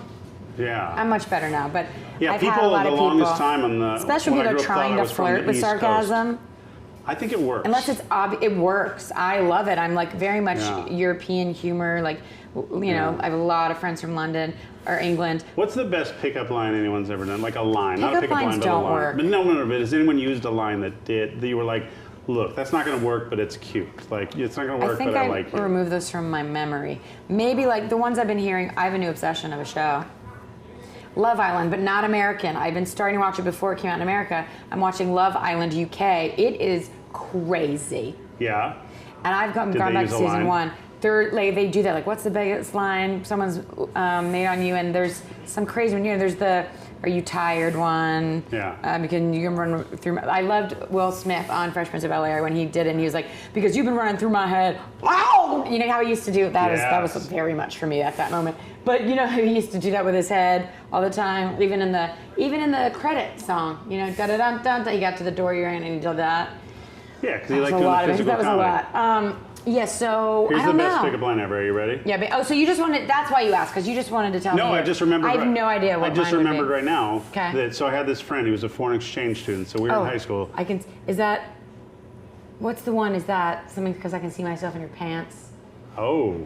Well, you know, was that a mirror in your pocket?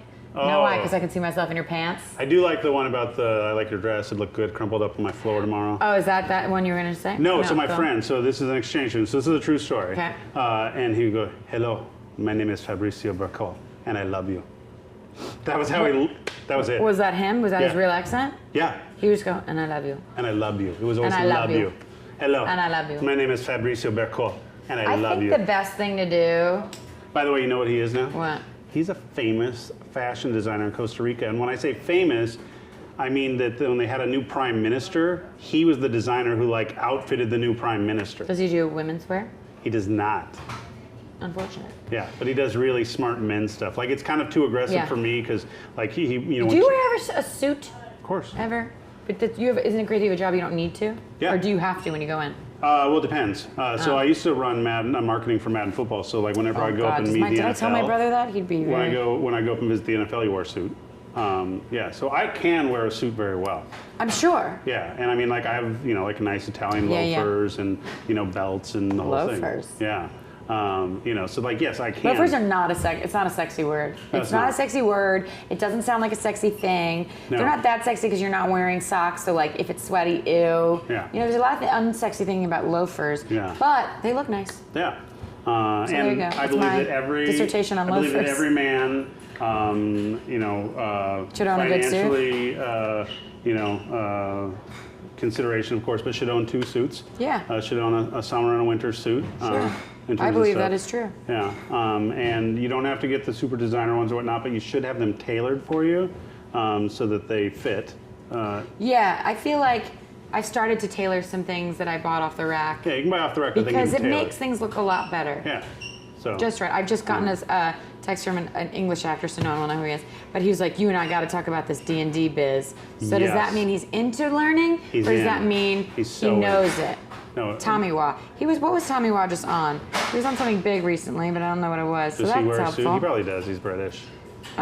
He's British. He just did a big project. I'm sure other people know who he is. Yeah. He has Instead of spending my money 107,000 followers. That's 106,000 more than me. Listen, I just need to say. Instead of spending on suits, though, I buy shoes. I buy sneakers. Well, I know that. These are like white. These are like AF. the new kicks.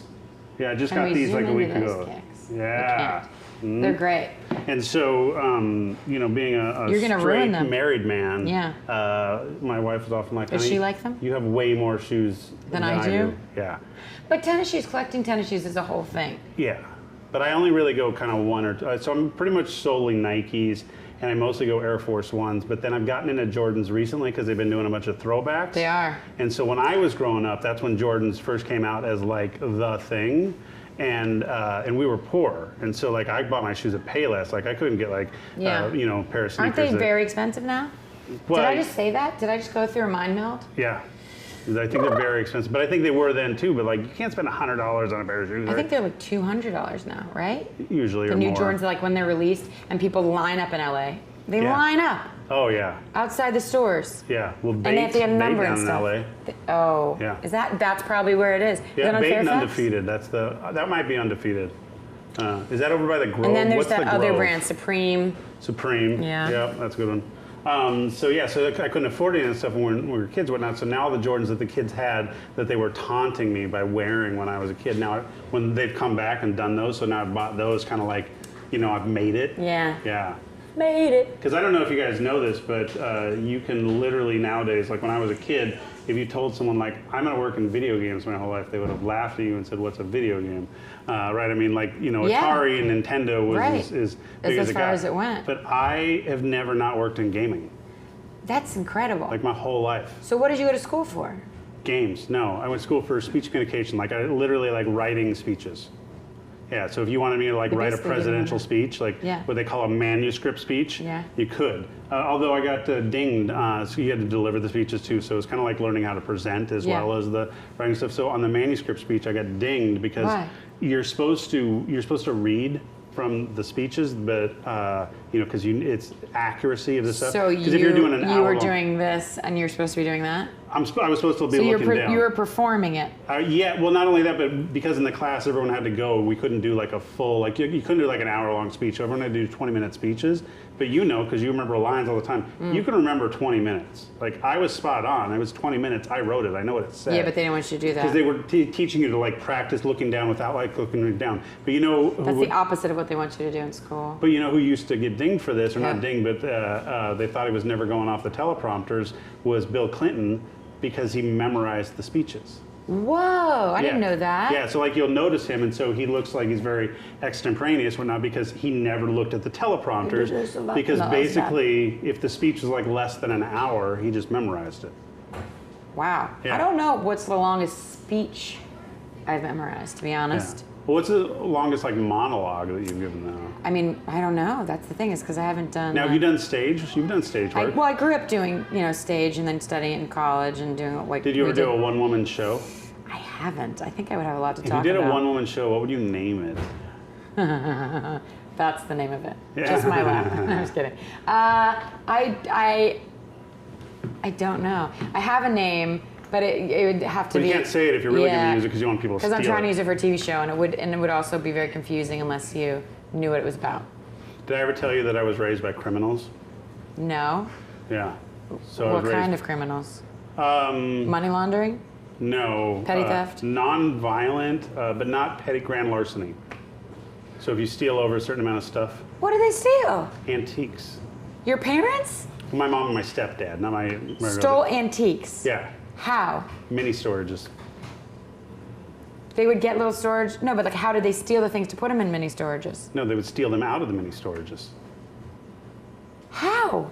Well, back then... Are they alive and upset at you for saying this? My stepdad passed away a few years ago. I'm sorry? And my mom probably gets upset whenever I say this. But because she's still alive. Well... Yeah, but I feel like since I lived through it too, and since I got the short end of the stick on this, then I have the right. You do have the right. It's part of a coping mechanism too, because it changes your life a lot. And so the only way, so I turned into humor. So they would break into people's mini storages and steal. How would they know they were like worthy? Well, this worth is the anything? whole story and how they got started. So, so they met when I was about 5 or 6, and then at some point they got back into drugs because both of them, when they were like teenagers, got pretty into recreational cocaine and heroin.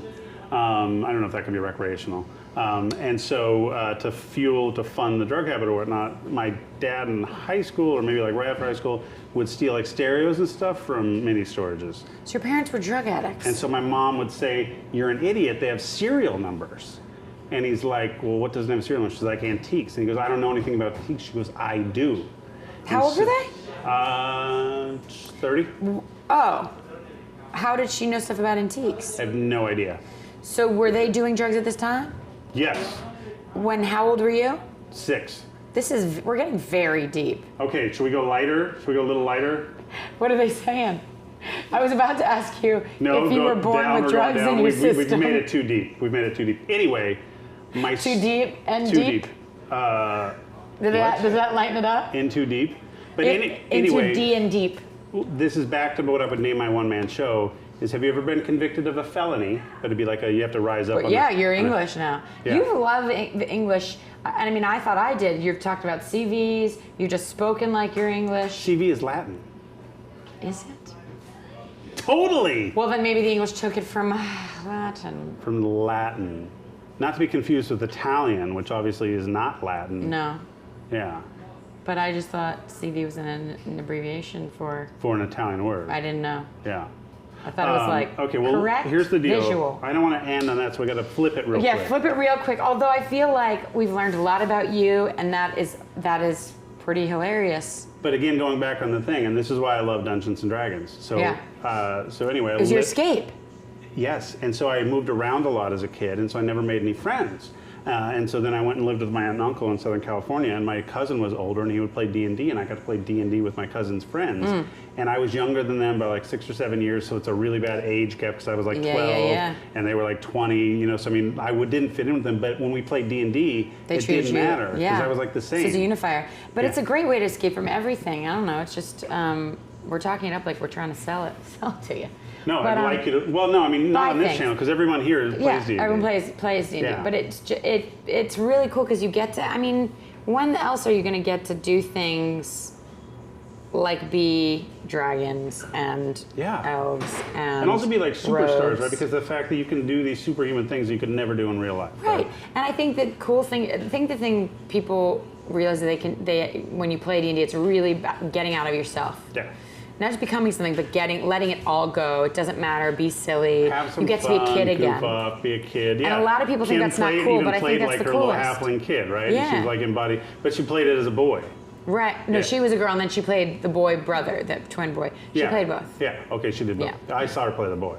Oh, Farron. Yeah. I think. So you can kind of do whatever. So that's been. So I've worked in video games my whole life, and so when D&D called and said, "Do you want to work on D&D?" I'm That's like, crazy. Yes, absolutely. And so now I've been How doing long this have you been doing it? 7 years. Yeah. Not 12. Not which was 12. our favorite number of the But episode. I started playing D&D when I was 12. Does that count? Yes. Ooh. What did I start doing when I was 12? Yeah. I don't know. Boys. Probably. Yeah, I was so embarrassed around girls then. I liked girls then, but I was super nervous around them, and like Yeah, and so like I'm still looking at the wrong camera. My friends who actually had kissed a girl, that I was just like, oh. Yeah, I liked. What was your first kiss? Junior high, Melinda Carthauser, 7th grade. We are calling it 7th grade. Yeah. I think I was in 7th grade. Yeah, and she had definitely kissed a boy before, but I was super nervous and. Let me tell you, maybe it was a little better that my first one, Adam Esco, who I just saw, and I love the guy, but woof, neither of us had. Yikes. It was not good. Yeah. I don't think it got better until Yeah. Well, it's got to be bad before it gets good. That's how you know you're doing it right. I think I knew how to kiss, obviously, late in high school, but I think the first person who, kissed me, and I was like, whoa, that's how it can be, was in college. Well, my high school girlfriend who I had for 2 or 3 years in high school, once we found a rhythm, we would just make out. Don't you miss that? Yes, it doesn't happen anymore. And I'm not even married, but just kissing. Is this PG-13? Yeah. Just that being that the whole night, enough. That could be the whole thing. Yeah. All right, so we've talked about pretty much everything here. Have you check your list? We've spread the gamut. Well, we're going to be back tomorrow, so we don't want to ruin it all. So here's the deal on this, that let me tell them your social things. So you're mainly an Instagram girl. Mainly Instagram. I don't know why I haven't been on. I feel like a Twitter's dying. I'm going to say it, but everyone tells me it's not. What do you think? Is Twitter dying? Well, here's the deal on it. I should get back on. I mean, I'm on it. According to the research, Instagram is the #1 social platform for the kids. It actually has taken over Snapchat. Yeah, so Snapchat's kind of gone too. Yeah, Snapchat's out. So Instagram now is back on the #1 spot. And then Twitter is for? Twitter's more for my age. My dad, he's still Facebook. Well, Facebook I got him into Facebook. Facebook is for our parents now. I wish I Facebook is didn't. sold. It's ridiculous. Kids are starting to come back to Facebook because it's so uncool that they think they can hide there and then their friends don't see them. Yeah, I don't know. I think I should go back to Twitter and just use it for my weird jokes. What is your Instagram though? At Kelen Coleman. It's Kelen, my name. Kelen 10. And Coleman, the traditional Coleman, spelling. the sleeping bags. Yeah. Coleman. Kelen so Coleman. my Instagram is and on weird Twitter too. It's if I start not using Nate, it. but my Twitter is Nathan B. Stewart. Nathan B. Stewart. Yeah, but and the Stewart B stands for Stewart. like a last name. I love that when I spell out my names and when I'm talking, you're doing it. You're going. Like when I was doing Callum, he was going. Yeah. Yeah, exactly. That's for the people who can read lips. What read lips. This in sign language is read lips. Yeah, what you didn't see was it said, "Help me, I'm trapped. She's got me." I made him bring me. No. What else are people saying? I don't know, but on there, if you want to talk stuff, if you want to know stuff, you want to hit you up, you should definitely follow because she's going to be tweeting? I don't know. What do you call it? What do you call What? it? What's the verb for Instagramming? You mean doing Insta stories? Yeah, Insta I'm stories. going to be doing some stories. So you'll do that tonight when we have Sure. some Sure. DJ, some music, some Yeah. D20s. We're going to go see if we Maybe can I should just do a live. We'll see if we can go get in a little trouble around Gaslamp and San Diego Comic-Con. We're going to Yeah. sneak her in, actually. We're going to... He's going to try to use We're going to get her Twilight Sparkles badge. What's a Twilight Sparkles badge? That's a pony.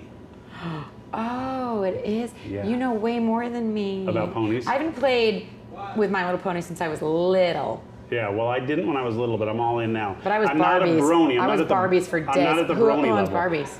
Mattel. That's our competitor. Whoa. Yeah, we're not... Yeah, can you edit that out and post? What about, what about pretty, you don't know these games. Mall Madness? That's a game. Yeah.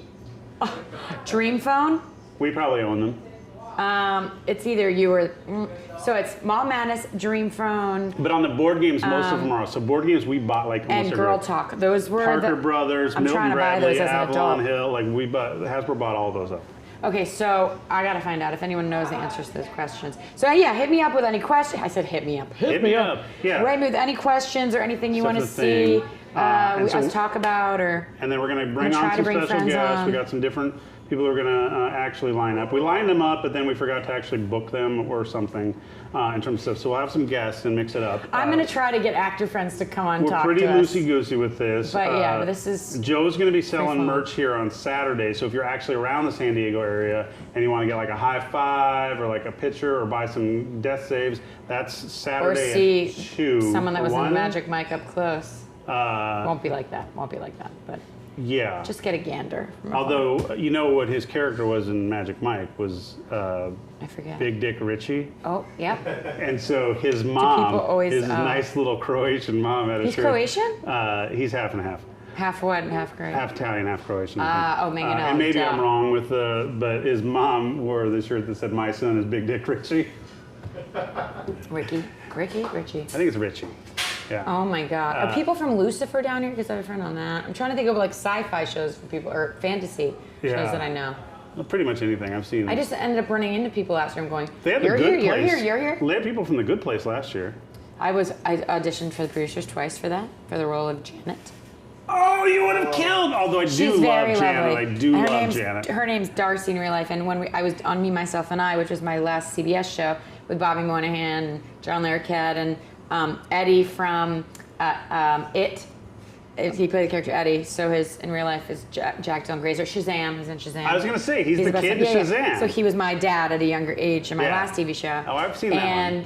he. That's why it's off the air, because I liked it. What? Yeah, right. Yeah. But what was I saying about it? I have no idea. Oh, crud. I was saying something about, what were we just talking about? Was anyone paying attention? No, no one is. We've lost our minds. Yeah. But if anyone remembers, I was telling a good story. And now it's over. Okay, so someone did ask about this lamp, though. By the way, that neon back there. Once we actually get like our D&D Direct store up and going, we're definitely having those for sale. They're not for sale yet because Jen Erb, who does all the cool stuff Jen, for us, she's great. She got Had it those made? for me. She had it made. Yeah. I love them. Someone I know has one, and I was like, why do you have one? Yeah. Well, you know what I remember gave? I remember. The big dragon head? Yeah. They haven't put it up yet. They haven't? That was amazing. Ah! Yeah.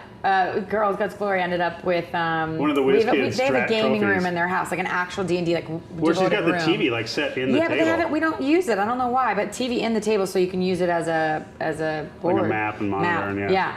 And we from the last stream they walked home with, I don't know how, a They have giant they have dragon. friends. Yeah. Looks so cool, but So they haven't good. put it up yet. So that's WizKids, so you can like buy those on Amazon and stuff. People hang those in WizKids. the house, yeah. Yeah, and Wormwood gave us great. Oh, the Wormwood stuff is so Wormwood, good. they With gave the us some trays, Girls the Guts dice Glory trays. dice trays, and we all finally have one now to ourselves. Oh, isn't that fun? And they also gave us boxes Oh, for they dice keep the boxes. boxes in with the magnets? With our names on them. For real? They don't say Girls Guts Glory, but they say our names. Your real name or your character name? Real name. Real name. So you're Pretty dope. Yeah. So you're I'm all in loving now. this. You're all in. Yeah, but on I want to D&D. get even more, and I don't know how you. I'm in the shower, and I want to go into But the you drove pretty down. deep. But you drove down here, Yeah. which means when we break this down, like anything that can fit in your car is fair game. Yeah, but what? There's no dragon heads. I mean, that's for bait. Yeah, but look, you want some nice art for your. Did you Ooh, see the art maybe. downstairs? I Yeah. did. I do Listen, I love a good mug. Yeah. I want to try this. I want to play that. Okay. I mean, there's things. We'll talk. My player's handbook might need a new one because that one's a little moldy. Got the set there. The set. Yeah. I love that hat. We've talked about this. Yeah. Are these the dice bags you have to give people? They're new. They're newer dice color. Bags, well, because like it's for the Baldur's Gate, the sent into but a are furnace. these dice? The classic. Yeah, we went with the classic dice. The classic is great because you know that someone is a. And then it's classic got player. an ampersand on the 20, so then when you roll it, and they're like, what's that? And you're like, that's legit. I got it from D&D. Did you ever see our ones that we got made that were the. Was it from Gil? Gil? Yeah. Did you know what mine had on it? No. What? So it was for our characters, right? So in my character, they're like, "What do you want on the 20?" And well, first he puts a curse word. Yeah. Well, now we've already said fuck a bunch of times. No, it's okay because Gil, like, I think it's He've fair already handle said was like, fuck Gil. on the 1. Yeah. And then on the 20, it was not far off of that. It was 2 stick figures. Doing something. Oh. Yeah, because Love in all the right Trinishka was places. really all about the fun and the life, living, you know. Mine So- says boom. Mine was stick figures booming. Says boom boom. Booming. Yours is boom boom. It was, yeah, it's pretty funny. And everyone's was related to their character. So mine was like, all she let us is drink and do drugs and have sex. Yeah. It's not me, mother, okay? It's not me, I promise. Okay, so we'll be back tomorrow. What time? Same time tomorrow, so we're going to do 12 to 2. It's 12 till to 6, 2. so we run long. We might start late. It depends on how hungover someone is. I don't drink.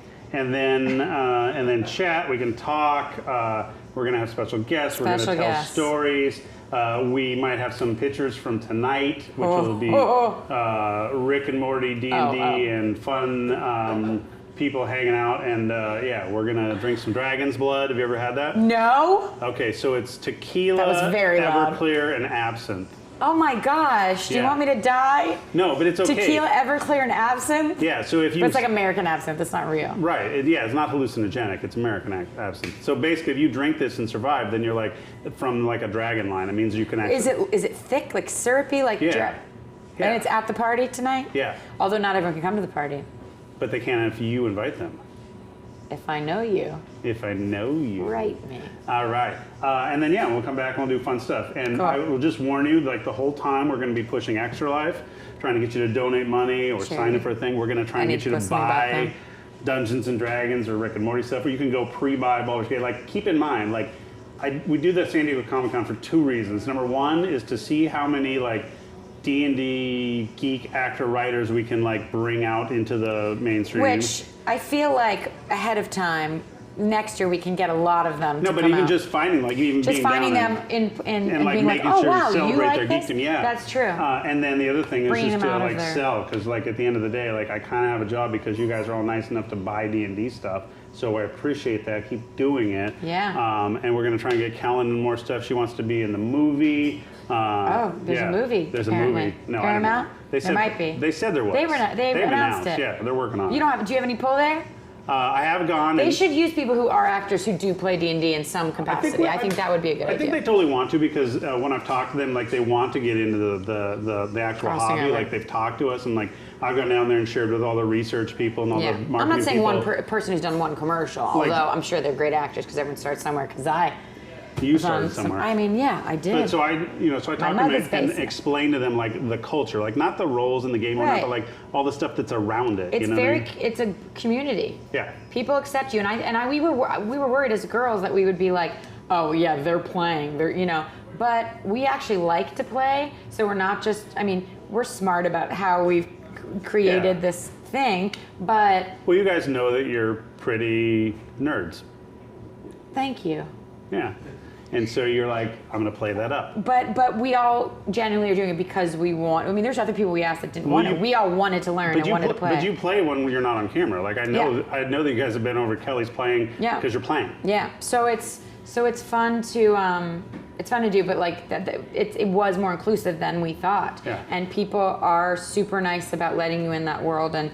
Well, now you guys there's have been in a bunch of the common. D&D official stuff. I mean, when you came, I still don't know a lot of the people. But when you were down there, whatnot, you see the people. I mean, you see a nice mix of faces, right? I mean, it's not like one type. No, definitely not. I mean, there is a strong certain type of a certain type, but then there's like people from all over and all different types. And yeah, there's the people that like go to the Ren Fair every year, and then there's the people who are just like work day jobs. And are these classifications of people? Yeah, totally. Ren Fair and day jobs? Yeah. Those are the only two classifications. I would be a day job person. We are myself. so over time. All right, so let's tune in tomorrow. Let's have fun. We can talk forever. Hit me up on the socials. Pelham is down here running the ones and twos with our fine folks. And do you know the names over here? So James and Kendra Wilkson. Oh, I forgot. Can you say Kendra Wilkinson? No, I don't remember, but I remember Dawson because I watched Dawson's Creek one. Kendari, which is awesome. Kendari or Kendari? K-I-N. Kendari. And then Dawson you would Creek. never think Kendari would look like Kendari does, so I love that because it's just a different type. You would think that would be someone And then totally Dawson Creek. So Pelham, they are Kendari. running the ones and twos with Pelham. Pelham's like actually supervising the ones and twos, which basically means he stands there like this the whole time and just says, Yeah, which is actually what my father-in-law did at NASA, by the way. He worked in one of the... I thought you were going to say what my father-in-law did at my wedding. No, like in one of the like print shops, the guys who printed all the stuff for the, there's huge binders and checklists for every launch. And so he would supervise. Yeah, that's all he did.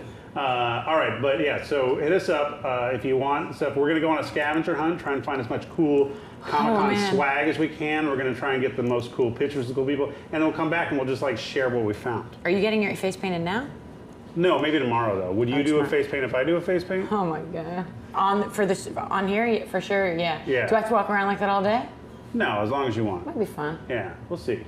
Depends how. I don't know what this looks like except for a Sunday basically. Well, let's go so figure it out. I don't know what it looks like. So let's go figure it out. Well, first I have to do a voiceover audition. Right. So thank you all for staying on and watching. Thank you for playing. And then this is so fun. Thank you. D&D people are the best. All right. Do we count us out? How do we end? Do we go like 5, 4, 3, Goodbye. 2? But the lights are still blinking. The lights still. That camera's on.